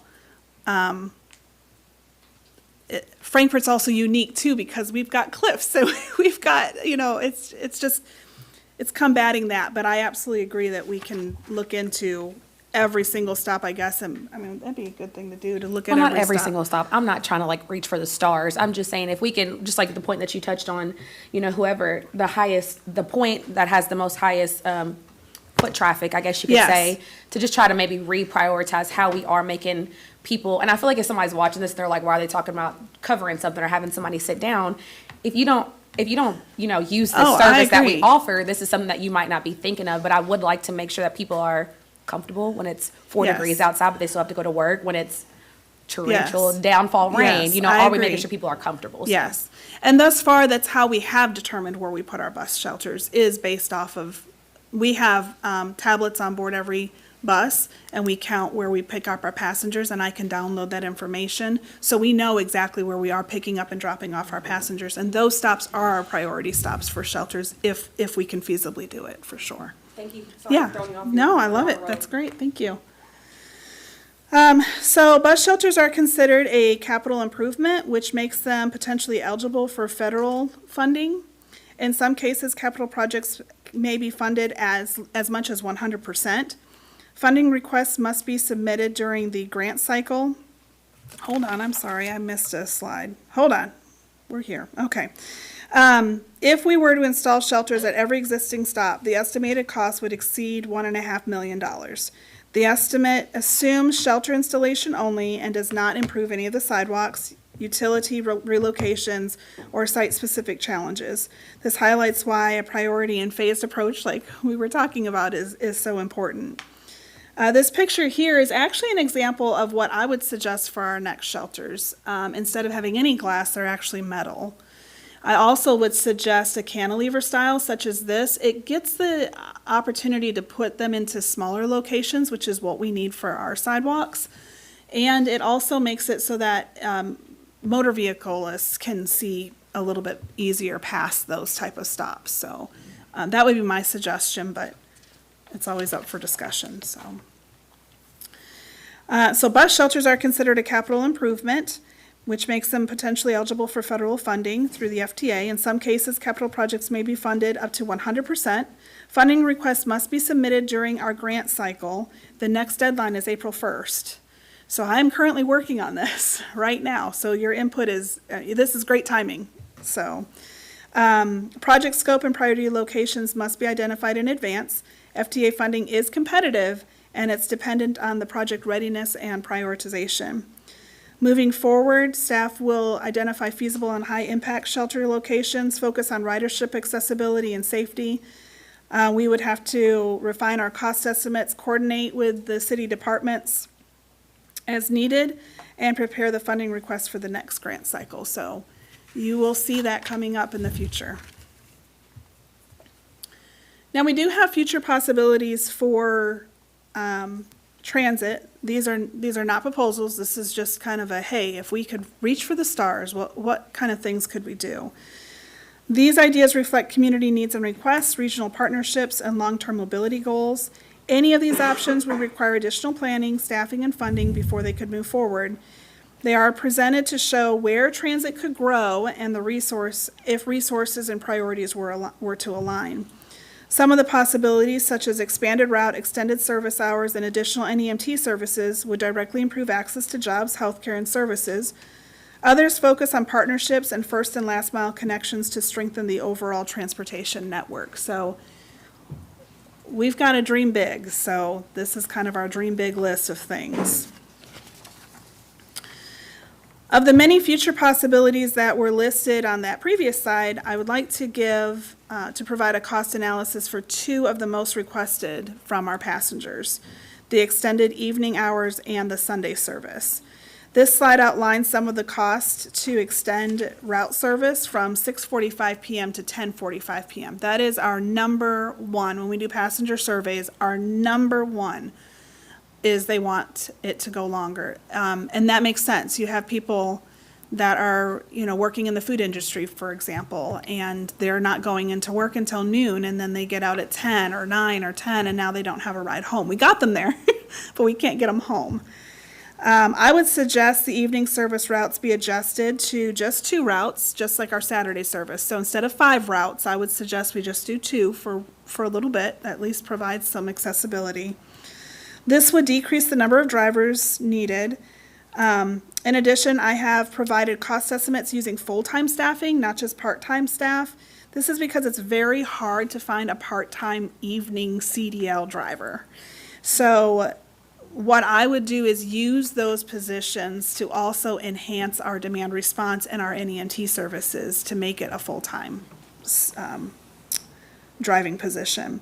We would also need to hire a full-time dispatcher because I do need a dispatcher available to them to help with that. So as you can see, I would estimate the annual cost to be about $199,181, so about $200,000 a year. That estimate is based off of full-time salaries, the vehicle usage that we would have to do, the fuel cost. I did not include benefits in that estimate, so it's a little bit lower than what it probably would be, but that's about where we would be, which is about $8 per additional passenger. I would expect, based off of what our Saturday ridership is, I would expect we would probably have about 25,000 additional trips per year if we were to run this program, or extend these hours, I should say. The second request that we received from our passengers is to expand to a Sunday service. Currently, we have no service on Sundays. So I took the exact same numbers, just revamped the hours. And obviously, the miles would be a little bit different because it's only for the 2 routes on a Sunday service. And I estimated the cost to be about $147,000 a year. So please note, these are just cost analysis. They're not recommendations, but it's a tool to help evaluate some of the trade-offs between service expansion, cost, and community benefit. I'm very happy to discuss at any time how else we can enhance our routes. So that's just my contact information for anybody. You guys have it there. I also gave you a brief summary of what this presentation was, and if you have anything else. Commissioner Richardson. I was trying to write down all my questions. 'Cause you were on a roll. I almost stopped you for a second, but I scrolled and saw we were almost to the end. The quotes you gave us, like I'm just spitballing numbers, the 199, the 147 for the Sunday and that. Is that something would be 50%? Let's say we did that tomorrow. Yes. So that's reimbursable. That is 50%. Half of that's reimbursable. That is absolutely correct. All right, that was Yes. my one question. Because I have heard the number one is from folks within our community, especially from business leaders that own businesses that I've talked to, is they have a lot of people that ride the bus and extending that time. Yes. Especially Monday through Friday and Saturday. Yes. Not so much I've heard on the Sunday, but that makes sense. The shelters, I've heard that, but actually what's funny about it, I've said the same thing. I do like these new shelters because one of my complaints about our community at times, we develop neighborhoods and we put these nice little shrubs, and then 10 years later, the shrubs and the trees impede the vision, which causes car crashes, which you know as well as I do. I worked many of those within the city. So I do like the new shelters. Something I do want to ask a question. How many, you may not know this, I'm going to put you on the spot. How many cities of our size have a bus service like ours that is run by the government entity and not a private entity? And you can't include Lexington, right? No, there are several. Paducah is one of them. Okay. Owensboro has one. So there are some. I will say a lot of times they start off as city entities, and because their ridership, they take on the NEMT contracts, they do the incidental use, they almost become, a lot of them graduate into their own agencies where they no longer, the city will back them, where they'll say, hey, if you need us, we're here for you, but they also run basically independent of any local funds because they've received enough income that they don't have to. And the reason I ask that is this is one more thing that is what I look at is kind of a quality of life that we as a city provide our community, a bus service like this. I'm all hands for the bus service. I got it. I get it. And then our service does extend to the county some, correct or not correct? We do in a couple of areas. So Monoplast, for example, is in the county. Okay. And we do go out into the county. Now, the NEMT transport, we can go, under Bluegrass Community Action is our broker. Yeah. Under their authority, we can go anywhere Anywhere. that they go. So, and they do go out into the county, yes. And with just a question, is staffing levels, is that an issue? Knock on wood, so far. Yeah. We finally are at a really good spot. Okay. I will say, we are trying to open up a Purple 2 route. And that would allow, so we've got an East 1, East 2, West 1, West 2, and Purple 1 runs only every hour. The other two buses run every 30 minutes. So that Purple 1 cannot tie into an East 2 and a West 2, if that makes sense. Yeah. So I would love to open up a Purple 2, and I would also love to, that's part of, I didn't go over that in this, and I said I would. CTAA it's the Community Transit something. We're a member of them, and it caught me off guard, but we have an MOU with them. They are for free going to look at all of our routes and look at ways that we may be able to, I need to accommodate more areas. Thornhill Learning Center has asked for us to go there. I know we're gonna have the paddocks coming soon. I know that there's more in Topi, for example, we could go out to there and we do not. But I need route help. Okay. I've gone to the extent that I can do. So they are going to help us this year to revitalize and reimagine those routes, and that may require additional staff. Okay. And right now, our budget is 24. I need 25 even just to do the Purple 2 route. So right now, we're good. We're just kind of at a standstill for growth. There's no more growth available right now. And the old admin building, are you speaking of the building that's over at the city garage? Yeah. Yes. Bald knob. Bald knob. Okay. Just curious. Yes. Commissioner? I don't see her.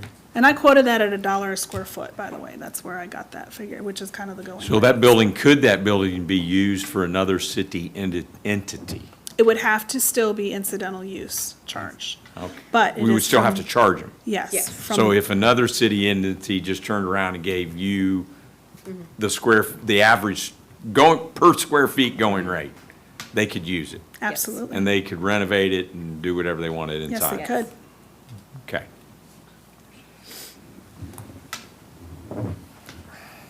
Commissioner Unger, you have a question? I was just gonna say thank you you for all the information. I would love to discuss some of those options for, extending and maybe even doing Sunday. I would just like to go over some of this in the Public Works Committee and have some good conversations about it. So thank you so much for bringing this to us. Absolutely. And I wish I was there in person. I also just wanted to echo Commissioner Unger. Thank you for the lowdown on all this. There were so many big numbers today in this meeting, so my brain is trying to retain everything. My one question that I have for you is, for you in particular, in a perfect world, Oh, Lord. and if we do the Purple 2 route, and then we do that study that with the CTAA, right? We do that. We get feedback from them. We want to expand the Purple route, and then we take also the community survey. How many people would you bring on part-time, full-time to have a perfect route? Like, is it, because I see in the slide, in the PowerPoints, on a couple of the slides, it said 2 full-time, 1 part-time. Is that combined 4 full-time, 2 part-time, 4? So I'm trying to say, how many do you So need? if we did Saturday and Sunday, it would probably just require the 2 full-time and the And a 2 driver and a dispatcher, because I could do a Saturday, Sunday and incorporate their full-time hours to do the full weekend, if that makes sense. So I don't even think my question so I made sense, think- but thank you. Yeah, no, I that's think okay, we're- you know. It's up to, I guess it would be up to you guys on how much you want to do. I mean, do you want to increase any EMT revenue? Add a couple drivers to that. Do you want to, do advertising? Then maybe I might need an additional office staff to facilitate that. Do you want to do evening services? Okay, well then I need another dispatcher. I mean, do you want to have the transit center open all the time? Right now, it's only open Monday through Friday until 6 o'clock. I don't have it open on Saturdays. Do you want to open it for the weekends? We need it. We need an admin to be able to do that. I need a front desk attendant. So, I guess it's just a matter of how much. There's room for growth. It's just how much and how fast do you want to go. And one more follow-up question. I noticed on your future possibilities, you had the Kentucky State University listed as a partnership. What does that partnership look like? Is that more so how we want it to look, or is it just in lieu of, with the university itself, the stop that they have? Yeah. Which I even think I talked to somebody at the university, and they specifically, the students have asked for a crosswalk directly, I think, across, which that has nothing to do with us in particular. But Yeah. what does that partnership look like in the future with Kentucky State University? Do you have any ideas of how we can Yeah. work with the students and the staff better to get them around town? So what I have tried to talk to KSU about in the past is I would love to do a regular student fee that's put into their annual fee. And then all the KSU students could essentially ride for free. It's just included in their annual student fee, and I can do that at a discounted rate. Thank you. Commissioner May? Thank you so much for this information. When we spoke back at the lunch for Christmas break, I was self-admittedly would not have guessed the amount of stops we had. Yes. I would have been off. I should have made it a Thinking it trivia would- question before I Yeah. started. One of the things, because I was one of the people, right, with the dream of, I'd love to see every bus station covered. Okay, well, we've got 150 plus, so like, 129, yeah, yep. let's get that scaled back a little bit. In my mind, as I'm thinking about it, the question is, how many riders are getting off, waiting at a stop, and then getting back on the transit to continue their route? Does it help to think about prioritizing not just how many people are using it, but also along the journey? If you just spread it out, would you rather put Yeah, and 4 we here or Yeah, spread it out? and so we everybody actually, gets a we little- have those numbers. Okay. We have 3 those are called transfers, where they're getting off at a stop and they're picking up a bus at a stop. There are 3 transfer locations within our entire service area. One is at the transit center. Wonderful. It's beautiful. It is covered. They have restrooms. It's amazing. The other is at the, we call it the Cole stop. It's the Jet stop, and it does have a bus shelter. And then the other one is at Eastwood Shopping Center over on East Main, or on Versailles Road, and it does have a shelter. So every transfer point is sheltered. Okay. And the transfer, I'm just spitting, I just looked at the numbers. It was a little over 1,200 trips was what we had just at the transfer locations. Thank you. And thank you. I'll be real quick. And Sarah, you're hanging in She's there. she'll be fine. But this is good. It's been a while. And I'm very interested in this. And I do have a couple of questions, and you've answered a lot. So you mentioned, well, I understand we can't put shelters everywhere. We can't put benches everywhere. There's a lot in front of houses. I'm sure people don't want a bench right in front of in their yard. But have we ever done an inventory, or at least have a spreadsheet somewhere, a wish list of if money were no object, and it was just logistical, do we know how many more benches we would want, or how many more shelters we would want? Yes. So the only feedback that I've received, other than the 13 that we've already installed, is there are 3 additional locations that have benches currently. One of them is at Riverbend Road over by the chiropractor's office. They've asked for a shelter. We could do that one very easily, so we just need to get the shelter. There's also a HMB Circle next to Baptist Health. They've requested one, and that would be a location that could get, it already has a pad, so we can update that. And the other one, I don't know if we could do it. We'd have to look. It's over by the old CVS, and now it's the Dollar Tree. The thing I worry about is vehicles coming out on Winding Way, if they'll be able to see very well. So that's something. And then I have received a request for Powhatan. We have a stop on Powhatan in Stedman Town from passengers. That was part of our passenger survey. That was one that they had requested a few times. That would be available. So there's some movement. Also, Home Street. Chuck's been working great at incorporating transit into Home Street, so I know of at least 2 or 3 that are going to have bus stops through there when it's revitalized. And are those going to be part of the grant request that's due in April? Yes, yes. And the benches, I know you mentioned, or someone mentioned the West Banco. On the way over here today, I saw someone, because there is that landscaping there, there's a ledge, and everyone sits on that ledge. And Yes. it seems, why don't we just put a bench there? Yeah. I think it's because the sidewalk access, but it's something we I mean, can look at. on the And maybe ledge. we could work with West Banco, and they would let us go into that. We've never asked, though. No. And have we, I think it just seems natural. People sit on the ledge, and we just put a bench there. But then do you have, is this something where we need to hire an outside, or is there software, is there third-party software, like a route mapping software that optimizes where we should go and, for efficiencies? Is there anything out there like that we need to look at? That's part of what this consultant is actually going to do, because it talks about all improvement. I know we have ArcGIS, which also, we have all of our bus shelters actually mapped out on ArcGIS already. And I've got some really great engineer friends that I know that can always help me too. So I don't think that we necessarily need a consultant yet, but I mean, if it's something you're interested in the future, then I'll take all the help I can get. I'm That's asking fine. you. We have to rely on you to Yeah. tell us what you need and what you think is Yeah, what we I should think be baby looking at stepping there. it, we could probably let's pick the lowest hanging fruit first, see what we come up with, and then kind of go from there and see if there are any additional stops that are a priority to the passengers. Because at the end of the day, honestly, I respond to them.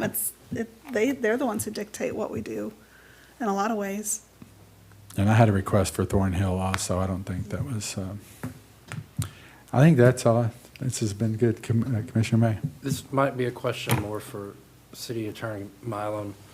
The legality and ethics of, if we can put an ad on a bus, can we sell a permanent sponsorship for a pad for the shelter? So if somebody in the industrial park specifically is just saying, we really want it, well, we know it's $17.5. If you write us a check for $17.5, we'll put the shelter there for you, and it can have your name on it on the side permanently. We've worked in partnership. VFW, for example, they paid for their shelter. Okay. So we can take private yes, money we can work. I mean, to not do to that. take away from But Laura, but we can work in partnership. We have, at least we have in the past, so. There are ways to do it. There are ways to do it, yeah. Okay. Commissioner I Richardson. would second Commissioner May. You know, the largest annual income estimate you got are advertising. I mean, I think I think that is a win-win for our community, right? They can advertise their business, and it supports our transit service. I mean, you know, so. Well, in future thinking, I've always put in a display case in every bus shelter that we have already. Yeah. So they're already ready to go. It's just, we would have to go out to bid to get an advertising company and, all that. And then, the buses are a little bit more difficult because you have to decide. What I would prefer is that they would have to use our own wrap person, because then we make sure that our buses are being respected and, that we can take it off easily or whatever. We don't need it to look like a NASCAR. Exactly, I get that. exactly. We I want get to be that. respectful, Yeah, I get so, that. and I do like NASCAR. my brother up in Michigan's on the side of a bus, so, yeah, so we're always like, when he goes by, I'm like, look. I want a different color. All right, Oh, no. Commissioner? No, it's all good. I just really wanted to say thank you for this. I mean, I swear every meeting I say I learn something new, and I really do, and I really appreciate this. Good. Just give me all the information I needed to be able to communicate to the community as well, the people that ask these questions, specifically about the shelters, which I'm glad we touched on. I'm glad we now have a more tangible kind of plan in motion. And I would actually like to see a site and operational assessment. What that looks like, I don't know. I'm just throwing out what I would love to see in terms of being proactive instead of reactive. I understand taking baby minuscule steps, but when something else approaches, I would love to have kind of just that in our back pocket of what to refer to. So Absolutely, I thank you. agree. I'll work with CTAA, and I'll see, maybe after we get the routes kind of finalized and finished, so we can look at that. That's another reason I don't think I'm ready to do much with bus shelters placement now, because what if the routes change with this new, with this MOU, then, I don't want to change something and have a pad on the wrong side of the street or something like that, so, yeah. Thank you. Thank you. Thank you. Thank you.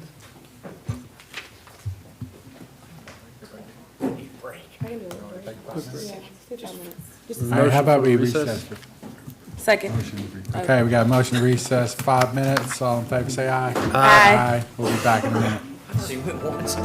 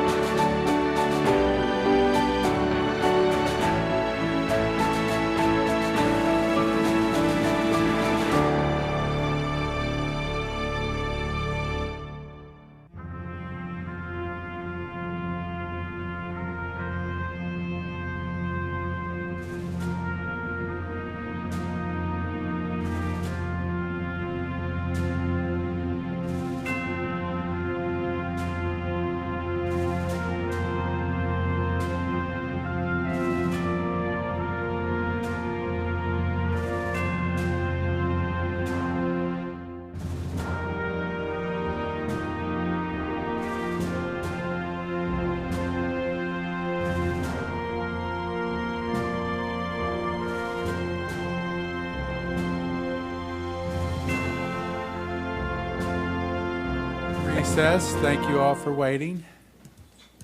And now we have discussion item number 4. I'll turn it Item over. number 4 is the sewer ordinance proposed amendment changes. I kind of threw this, we've kind of been talking for a few months now on sewer changes to the ordinance. We made one minor change. We said we'd come back to you all with some recommendations. We've gone through all different ways, looking at different ways of doing this, and we kind of come up with 3 proposals. I'll let Kenny kind of dive into those. But we cover annexation, a fee for properties that can't be annexed, and a increase of fees for county residents to cover those county projects. So we'll let Kenny kind of dive into these the best he can, and I'll help as well. All right, so the current ordinance requires all new sanitary sewer extensions outside of city limits to complete an application. That part of it is actually going to stay in place. The application is great. It allows us to really, the developer to give us an idea of what they're looking at, plus they don't have to go into a huge engineering study to figure it out. They can just kind of put it, we have it all prefigured, so they just have to fill numbers out and give us a capacity. We look at it and they can get their approvals.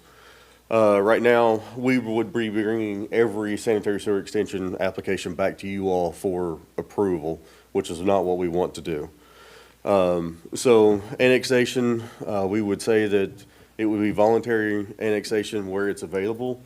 As you can see on the map, there's not a whole lot of contiguous annexation. There are some, but there's not a whole lot of those. So if they are contiguous, we would request that they annex into the city. If not, then we would add a city administrative fee that is equivalent to what the tap fees would be for their proposed project. So if they're going to, say, propose a 100-house development, then they would have a $100,000 fee that would come to the city based on what, it would be the equivalent of what our tap fee would be for that. But if it's an industry, then it would be based off of what their potential water usage would be. And so it would just match with our tap fees. And instead of a tap fee, it would be a city administrative fee in lieu of sewers. So that's the first one that we had discussed. The second one would be talking about an increase in sewer rates for the county to cover the projects that are happening, you know, the sewers that are already in the county and the maintenance and everything that goes along with those sewers. So it would just be a flat 10% fee based off of our current rate schedule. You can kind of see what the county rates would be, and then out of county would be a 15%, and then that would increase. You can see the increases that those would be.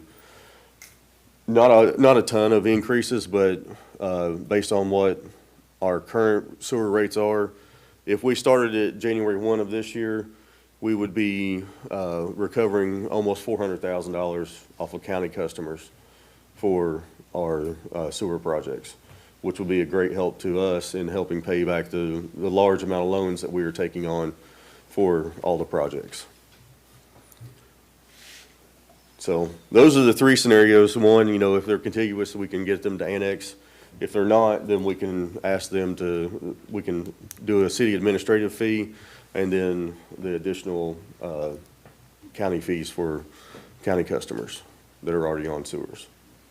I think and Laura can kind of clarify this, the language we're still kind of hashing out, it'd be anything that we can legally annex into the city. Not really a voluntary annexation, but a legal annexation. Right. If we can legally do that and it is approved by and accepted from the commission, would be step 1 for annexation. As you can see on the maps, there's not a whole lot, but there are some. And then we think that that administrative fee would cover those that aren't eligible for annexation on compensating the city for the administrative fees that we have to do with Laura's time with sewer and things like that.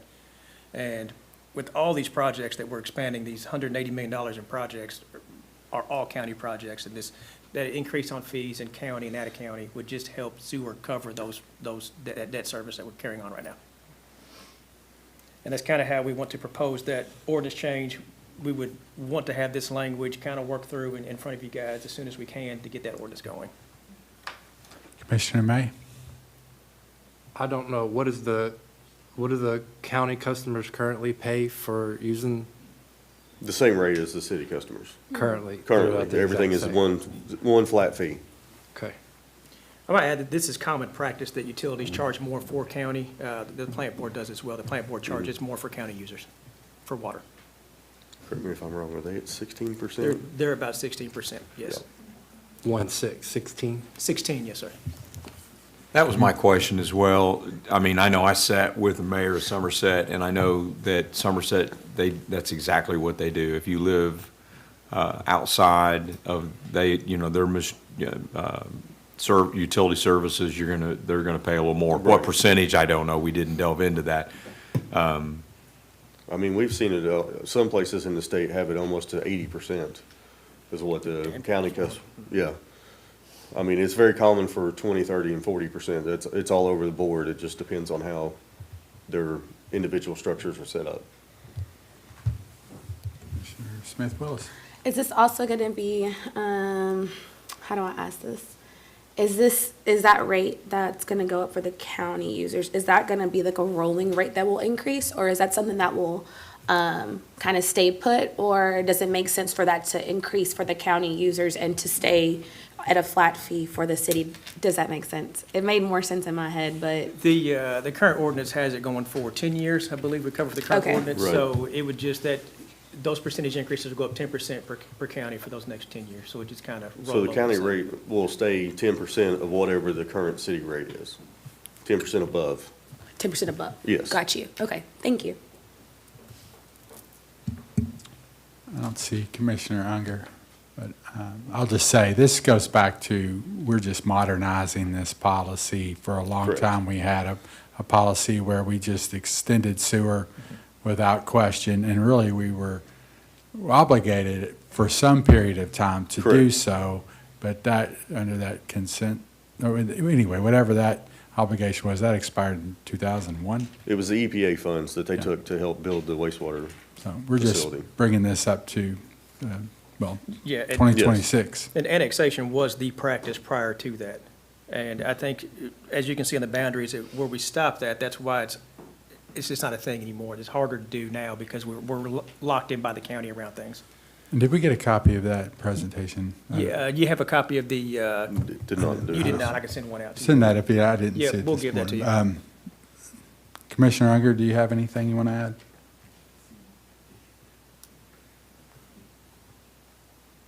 I'd like to have a copy of the map.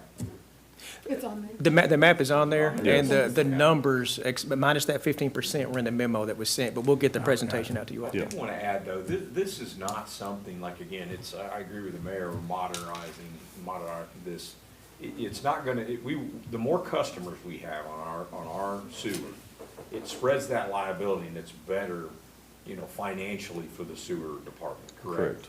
So it's not like we're not encouraging growth, or this is not, I want to make sure that it's very clear, this is not discouraging anything, it's just, you're getting a city benefit, not being in the city limits. Is that fair to say? Could I say that? Yeah. Is that? We're a city utility, so I'm all you are. I'm all for the growth, I am, and I don't think developers, I know I've talked to a few, I think developers are okay with that, and I do think we have some skin in the game as a city. Obviously, we have a lot of skin in the game, but I think these rate increases are not something exorbitant we're asking for. I think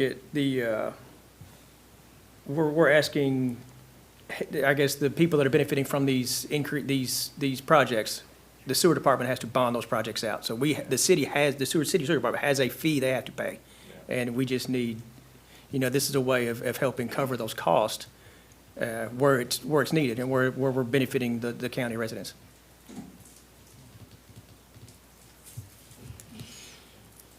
Everybody good? All right, so we want to look at this for January 26th? We would love to look at this as long as we can get that language right. We'd like to look at this for a first reading in January Okay. voting meeting. All right, everybody good with that? Yep. Okay. Thanks. We'll get those presentations out to you and try to get the language to you as quick as we can so you all can review before that meeting. And that was that part of the packet, those slides there? I just This was don't- not. Okay. This is just something I put together real quick today. I have It'd be an good to have updated one I can send you all that has all that on it. All right, thank you. Thank you. Thank you. All right, item number 5, we have solid waste services update with Sarah Anderson and Byron Roberts.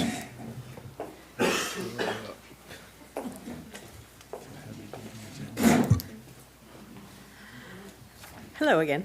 Hi. Hi. So I'm going to let Byron kind of get us started, but we're going to talk about two different things. One, the first one being kind of an update on where we stand right now, especially since we changed recycling to every other week. And then after that, we'll get into the RFP responses that we got. So I'll let you kind of start out if you want.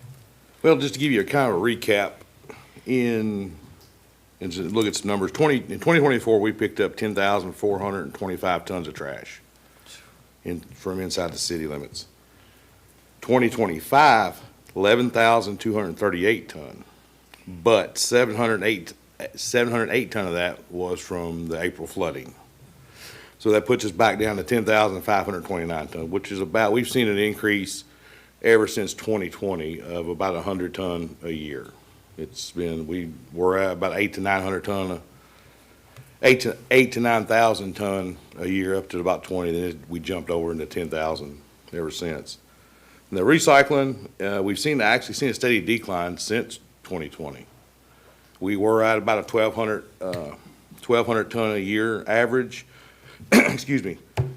23, we averaged 989 ton. In 24, it's 630. We haven't got our reconciliation papers back from Lexington yet. They do on a quarter basis, and they're still behind from the holidays.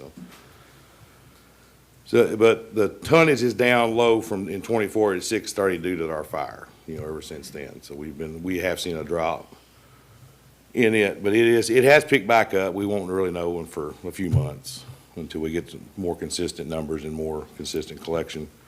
Excuse me. Currently, we have one superintendent, one assistant, one code enforcement, and 15 techs. I do have a vacancy pending now, so 11 of those guys do have CDLs, and I only have 4 without, and I got 2 that are going on the 26th to take their CDL permit test. Hopefully they'll start, get the process going there. And my state of the fleet is not the best again. We should have 9 automated on the road, but we'll have 4. 5 are either broken down at our garage waiting parts or at the dealership waiting parts and or repairs. I have no spare ASLs at the moment. I'm still short 1 ASL due to the fire this past September. 6 in my rear loaders, I'm actually in decent shape. 6 total rear loaders, 3 on the road, 1 at the garage, and 2 spare. So we've been having to run an additional rear loader in place of the small side loader for the weekly recycling collection. Just a note on that, if we have a route that's meant to be run with an ASL and we're using a rear loader instead, that obviously requires an additional human, right? Because there has to be at least 1 tech riding the back and the driver. Yeah. And what it hurts me in the staffing because my policy is probably one of the stricter vacation policies in the city. Right now, I only allow 1 tech off on vacation for a full week or a day. That way I can compensate if someone does call in sick. I know people have emergencies. It happens. It happens to everyone. And if somebody else wants off that week, I base it on me and my assistant superintendent base that decision. We work on what route it is. Are they a full-time driver or are they just a part-time driver / tech for the back of the truck? There's many times during the year the guys want off, multiple guys want off, and I have to be the bad guy and don't let them. I mean, spring break, fall break especially. We try to help them as much as we can. But every time a side loader goes down, that means another guy on the back of the truck's by himself. And we've been working pretty hard that way really since September of 24. So. Okay. So, this is about recycling. Currently, all services provided. We're currently running weekly curbside trash, as we always have. So that requires 6 trucks. Ideally, that's 3 automatic side loaders or automated side loaders and 3 rear loaders. So that's 9 to 12 techs, depending on, ideally 12, 2 on the back of every rear loader, but occasionally we cannot. And we are currently running bi-weekly curbside recycling. That requires 2 trucks per day, 2 ASLs, 2 drivers. Okay.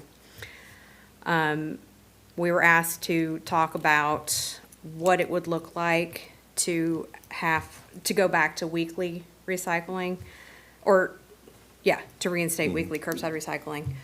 It would mean, kind of like we talked a few months ago, it would mean the addition of 1 more truck, ideally a small 14-yard ASL, and 1 additional tech.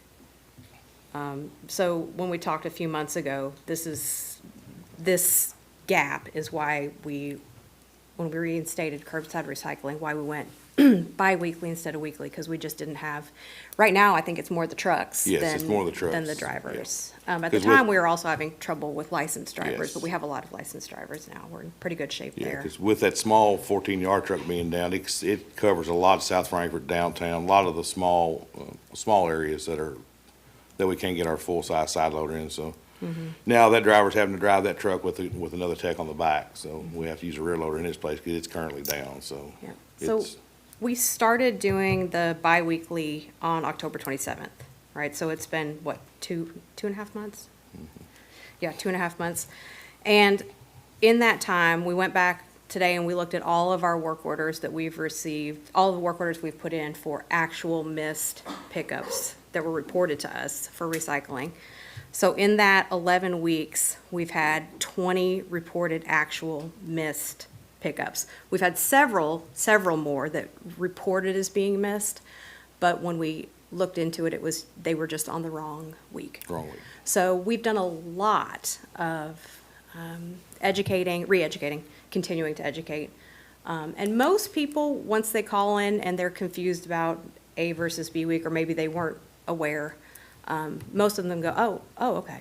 And so we get them straightened out, and we don't hear back from most anybody, So anyway, 20 actual missed reported pickups in 11 weeks, so less than 2 a week. Yeah. And we have circled back and gotten all those. Yes, yeah. So we're not, according to what's been reported to us and what we've responded to, I don't think it's a very bad, I think it's a pretty good track record. I will say I believe it is. we're still pretty new in doing it, so I feel like it's going to get better the longer we keep doing it, but we haven't gotten near as many No, confused No, the phone calls calls as I have thought. definitely, very few phone calls, emails in lately. So moving forward, like we were saying, if we are to continue what we're doing or switch to weekly recycling, one, I personally don't think it's a good idea to switch to weekly recycling right now. I feel like we just made this switch. People are just getting used to it, and I think it would cause more confusion. But if we were to do it, we would need a small ASL and 1 tech to kind of do it smoothly. Definitely. In terms of other services, if the city's going to continue operating the way we have been in the past, we are going to need a new boom truck at some point in time. We're currently operating on a 2004 model truck that is in fairly constant need of repair. And it's a small light-duty truck. It does not handle the larger stuff that we run Yeah. into a lot, so. If we're going to continue providing services, we do need to get back on a regular cycle of replacing vehicles, fleet vehicles. We went several, this is before your time, but we went several years in the past with no vehicles, so that kind of has. Either no vehicles or one, but. Or one, Two is really what we need to be at, because ever since a lot of the new emission stuff, early since 22, it's been they're always broke down, it seems like. It's always something with the federal emission regulation stuff on it, or. Well, so the service life seems to have gotten shorter. Yes, newer. very much shorter. They used to, they had a 10-year lifespan. Now we're lucky to get a 5-year. I mean, just like, I was to say the fire department, where's at a 20-year schedule, lifespan prediction, and now they're roughly 10 years. So. We'd also like in the future to look at adding an additional tech or two to, again, so that the guys aren't stretched so thin, and so that we can run the routes we need to run in a timely manner. We'd like to look at routing software to see if there's any efficiencies that can be made in our current routes, and then camera upgrades. A lot of our trucks have cameras, some of them don't. Yeah, some of them don't, some of them that do have cameras, they might work, they might not. Yeah. And we have like 3 different brands in there. I would like to consolidate to go to one brand and one of the routing softwares that I've spoke with, they integrate with some of the camera systems. So I think I would just like to have an all-encompassed system that works with everything instead of having to look at 2 or 3 different softwares. Yeah. So for that part of the discussion, where we currently stand, how recycling is going, any comments, discussions, questions? Commissioner Smith Willis. This is just me being lazy. Ballpark. Okay. About with all the future, the needs in the future, you know about ballpark, how much that'll cost collectively to just knock that out? Oh, gosh, we had it on an old presentation. We can get that. Well, a new Pretty side easily. loader, probably because 27, new model 2027 model year, there's new federal emission standards. And everybody that I've talked to, manufacturer and dealers have their 20 to 30,000 increase on the chassis side alone. And usually I always budget, when doing budget numbers, I always budget 5 to 8% increase, and that seems like for the body side of it. I would say two large ASLs is probably 850,000. Say it again. 850,000. Because the smaller ASL, right, in the last quote on it was 368, I believe that was. So the 850,000 is just for the trucks? Two large Two side loaders. ASLs. This is not including the software? No, the upgrade? software. The boom truck. Software, the one I just talked to that seemed like it's a preferred one, a yearly cost is about 30,000. It was the first year cost of about 6,000 for the training and, all the information. And like with that company, it is through the Sourcewell, so we do get a better pricing on it. And they allow us to buy our own tablets for the trucks instead of them forcing us to buy something they're jacking the price up on, so we can buy our own equipment. Last follow-up question. I just want to know, and I guess cameras in the scheme of things, and where I have not taken my field trip yet, but when I take my field trip, what are the cameras for? Like, is it like a necessity for the Yes. cameras on the trucks? We would like to integrate it with the routing and software. That way, if I'll use, you call in, say your house is missed, I can go back and look Oh, okay. and say, because it could be set up on a geofence. If I know it takes 8 seconds for a side loader to double can at that house, I'll have to use Rob as an example. Go ahead. He's kind of on the corner. If he sets it on the one corner, we don't geofence it there. We know he sets it out on his main road side every week. When we go by there and we don't stop for 7 to 10 seconds, we know either the driver didn't see it or it's not out. Then we can go back and look at the camera. Then he calls in and said it's out, then we go by and look as our camera catches it, and it might be on the other side, so we didn't know it was. Okay, so 3 feet apart, too. Yeah. It's The- also good for insurance Yes. purposes. Right. If there's an accident, if somebody says that we damaged their property, Yeah. it's really easy to verify, yeah, we did it, or no, we didn't. Yeah, because Okay. So some of the it's- camera system had saved us once before on a motor vehicle accident. The Yeah. lady said we came over on her and you could clearly see the yellow line in the truck never crossed it, so. So it's definitely a necessity. Yes. Okay, I just Plus, wanted it to, gives the driver a 360-degree view of the truck. right. Down both sides, plus on our side loaders, they have one in the hopper, so they can see what's being dumped out of the cart, whether it's on the recycle, something that's illegal, or trash that's illegal, like, paint, batteries, motor fuel. Cool, thank you. That was my question. I won't name my relative, but he had yard clippings in his Herbie, and they found out. And he got a nastogram and was gonna be fined. Does the camera capture what we're collecting? Yes. Yeah. We do see it, some of them do record, some of them do just, we've got just so many. Well, what's funny is this particular family member didn't understand why. Yeah, it was probably in the recycle cart. It was because of fire. Yeah. Yeah. And that's a real thing. I know that from talking to fire. And I had to educate my family member. They don't live here. But Commissioner Smith Willis made a good, give me I've got the trucks, we've got the software and the cameras. the 2 additional techs, what would that? What do our guys start out at? 40-ish Yeah, 40-something. So, $100,000. Yeah, probably with benefits, yeah. benefits, Okay. yeah. And I understand about the recommendation to not go back to weekly recycling right now. What about keeping it at biweekly and just having everybody picked up on the same day and eliminate the A and B? With Yeah. that, how much logistical? It's the same as Yeah. going to weekly, except it's on 1 week, off 1 Yeah. week. But we talked about it a lot. Still would need a truck, still would Yes. need the tech. Yeah, because without the trucks, we're gonna have, we will get an overtime plus working the guys a lot more than what they're used to. So like I'd right say, now, we've but just got it's the 2 just, trucks to run recycling. Like that's all of our vehicles. So, and there's 3 recycle routes per day if you're doing it weekly. So they would go and run their routes, and then they would go to the 3rd route and start from opposite ends and meet, which is doable, but then it's just, You might as well go weekly. might as well go Yeah. weekly, And yeah. get if you're going to make the investment in. Yeah. Yeah. Okay, so this is one part of Yes. this presentation. Is everybody good with this part? Okay. Throw it back up there. He's gonna get it up there. Oh, it is. No, thank you.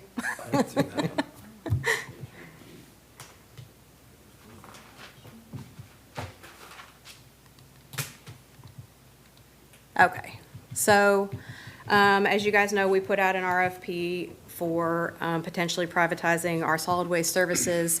We received responses last Tuesday. We did get 3 responses. We're calling them responder A, B, and C up here. 2 of those responses were complete. The 3rd one, I think, is incomplete. Yeah, I would consider it as well incomplete. But this table kind of goes over the high points of the responses. So we've broken it down. We asked them to give us prices for biweekly recycling and weekly trash, and weekly recycling, weekly trash. And we asked them to give us prices if they build the city, and prices if they build the customer, the residents. So that lighter colored block is all the prices for if they were to bill Frankfort directly. And then let's start at the first one. So $18.99, that is the cost per household per month for the city, if we're doing weekly trash and biweekly recycling, for an annual cost of $2.4 million. And then for weekly, it jumps up to $21.25 per house per month, for a total of $2.7 million. And then for responder B, 2.7 and 3.2. The price is quoted for billing directly to the resident were $19.99 for biweekly, or $24.50 for biweekly, and $22.25 and $28 for weekly recycling.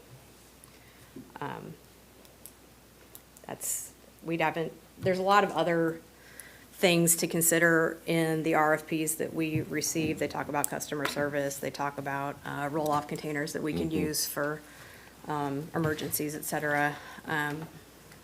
But this is kind of the highlights, just to let you guys know initially, the kind of bigger picture, what it looks like. So one of it included like bulky item stuff, Oh, correct? yes, there is, yes. So responder A and responder B did include prices for bulky items. Responder A said 1 free per week and $25 for each bulky item after, and then they specifically defined what a bulky item, approximate size. Responder B said $40 per bulky item and had a list of acceptable items. So yeah, there's a lot of different things to look at. I think what we'd be interested, or would love to hear from you guys, is if you have specific questions that, because we can go back to the responders and have conversations with them about, like, to clarify their responses. or to, to better understand what they're proposing. I think that'd be good for us to know what kind of, how you guys are thinking. This was just for comparison purposes. Our current operating costs, like for this budget year, 2.15 million. This is for personnel and other operating expenses. It does not include capital purchases, so no vehicle purchases, no building upgrades. It does not include our insurance premiums. It does not include workers' comp. So when you go back and look at the quoted annual prices, like if the city were to pay 2.4, 2.7, it's not terribly different than what we're currently paying. Yeah. Yes, sir. What would be, is there a contract like so the 2.4, I'm just using the 2.4, 2.7, for example, how long, 5-year contract? Yeah, so when we put out the RFP, that's a good question. When we put the RFP out, we said that our intention was to enter into a 5-year contract with the selected responder with an opportunity or an ability to extend that for an additional 5 years. I will also say that Responder A and Responder B, Responder A said that annually on a 5-year contract, they were looking for a 4.5% increase Yes, per year. 4.8 to, I believe, or 4.5. I think it was 4.5. And then Responder B had an increase of 50 cents per household per service, so $1 per household per month increase every year, which ends up being like 4.65%. So very similar. Yeah. About the same, very similar, Yeah, yeah. very In my similar. head, Yeah. And did they take into consideration buying our current equipment? Yes. Yes. So Responder A indicated that they would be interested in purchasing our fleet. Responder B actually gave us a quote for each Give us some- vehicle that they'd be willing to purchase. And that ranged from 1 million to 1.4 million. Yes. And I'm putting they quoted 1.4 something, but the 1 million was if we were to keep a truck Yeah. or two, Okay. taking those out. But yes, they That was indicated. my next thing, because obviously, personally, I would want to keep a truck or two. Right. Because there are things that I think we still could, we still would need to pick trash up. Correct. And special events. Special events, downtown cans. Bus Yeah. stops, like, well, back to Jennifer's bus stops, we pick up, all the ones with shelters, we pick up even some without shelters, we pick up we service every one of those, so. And then this doesn't take in all these numbers, there's hidden, and I want to point out, there's a lot. Would you say that, in your opinion, that the garage, our city garage spends?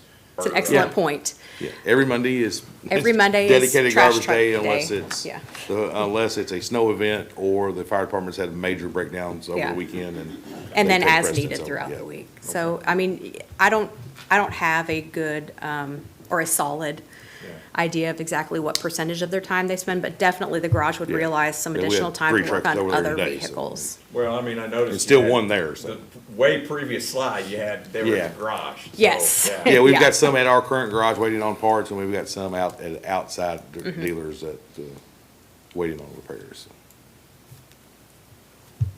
Commissioner May. Mine's more of a logistical question Yes. in regards to residential versus municipal billing. If the resident is responsible for, they'll get that in the mail or digital, whatever they choose to do.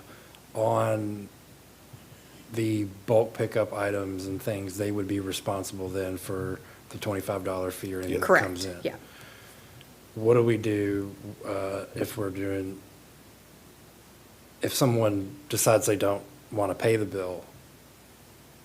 Then the company that we go with starts taking that up individually with the house? Yes. And can they refuse trash and recycling services? I believe. Or what do we do if someone goes, I'm not paying In it, our- I'm No, just not that's- paying it? I know in our previous ordinance, when we had the pay-as-you-throw, we had some residents refuse it, and then it became a legal issue.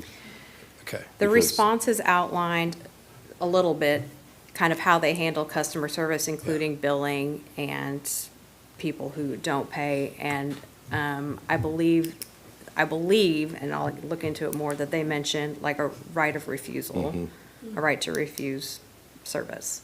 Yeah.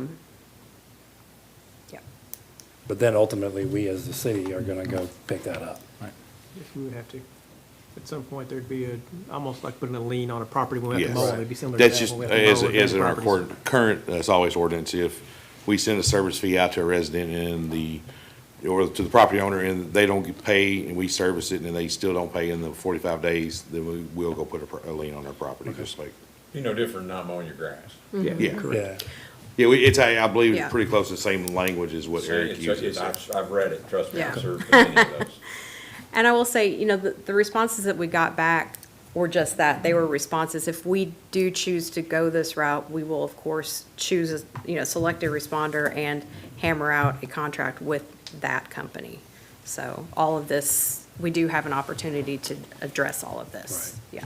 But that's why the questions are good, because if we go down this route, we need to know these things. We need to be thinking about it and Right. putting it in a contract, yeah. And I just want to know the answers. I'm not really concerned that we're going to have a lot of people in our community if we were to just say, I'm not going to pay, I'm just going to throw Right. my trash out in my front yard. I don't That's think fair. most sane people are going to be doing that.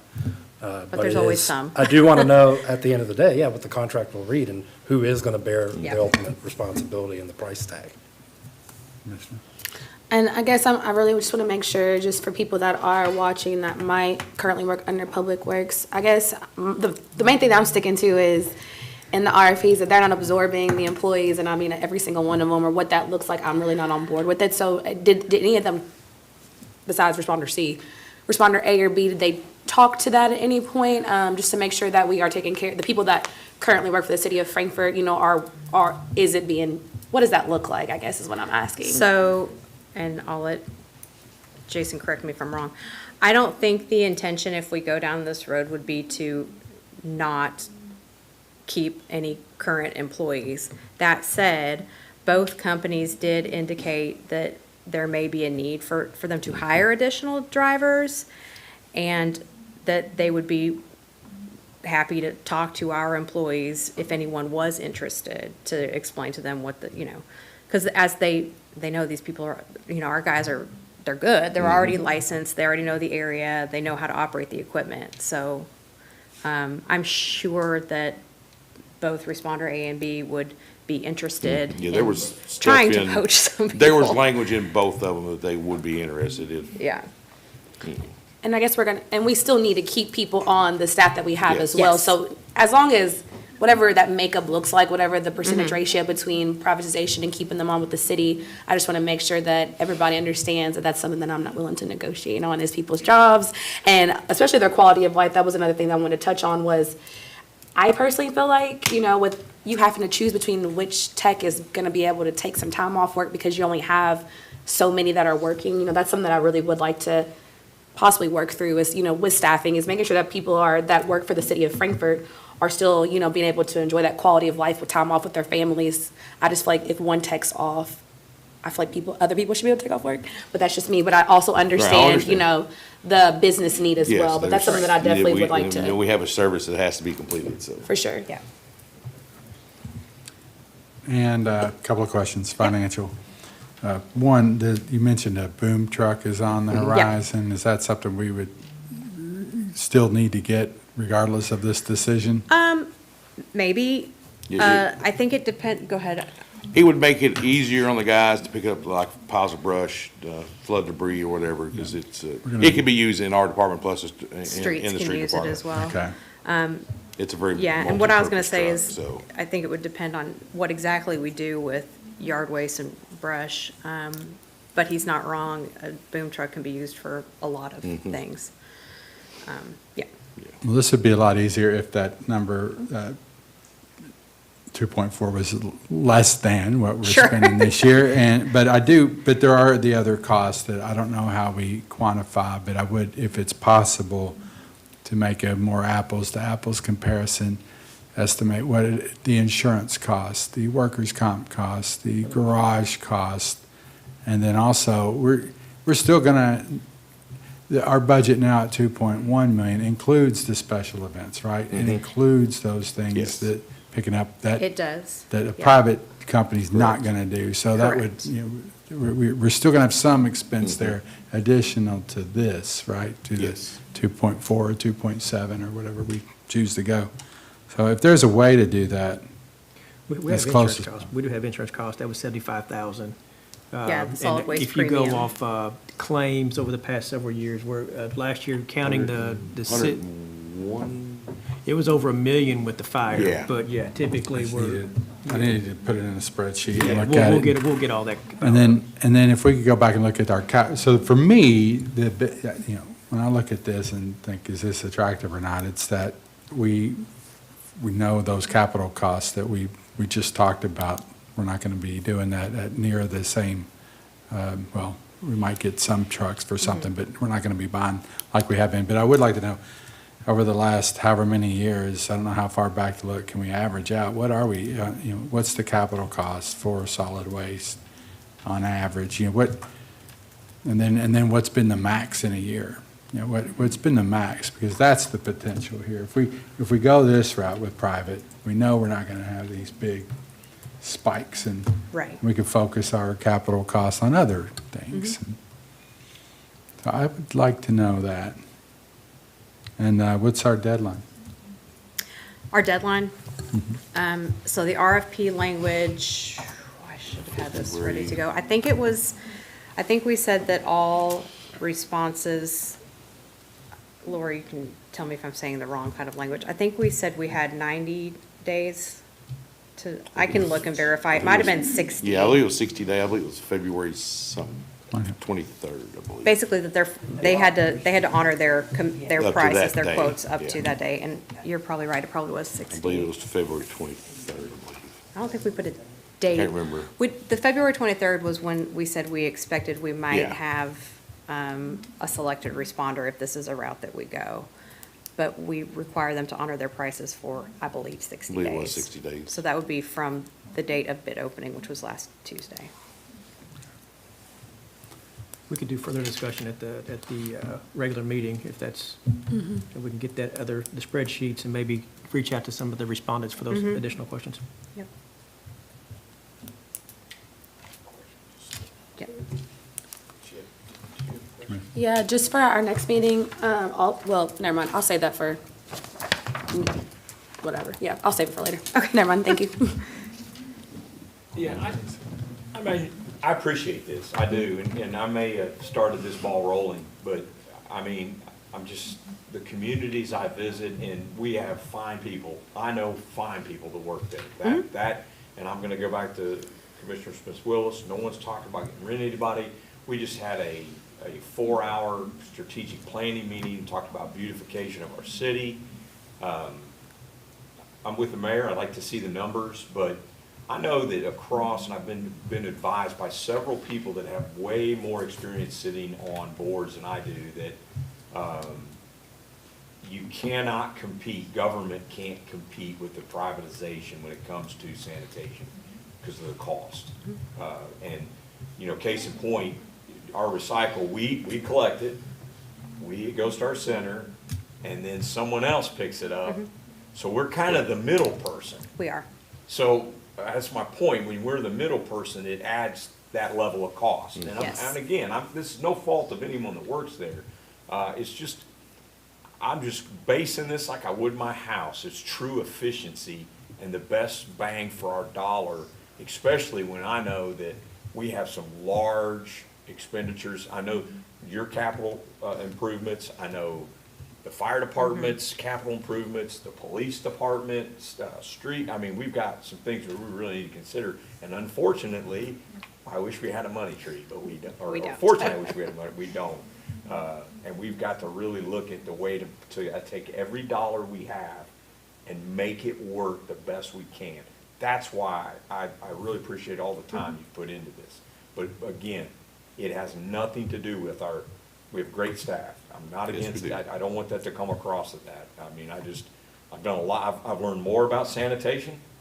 I can tell you all about stuff within the police department, but I've learned way more about sanitation than I thought I ever would. But it's very good to really realize, the operation of what you are doing there. And again, I think you do a fine job, but I think when it comes down to it is the efficiency of how we're spending taxpayer money.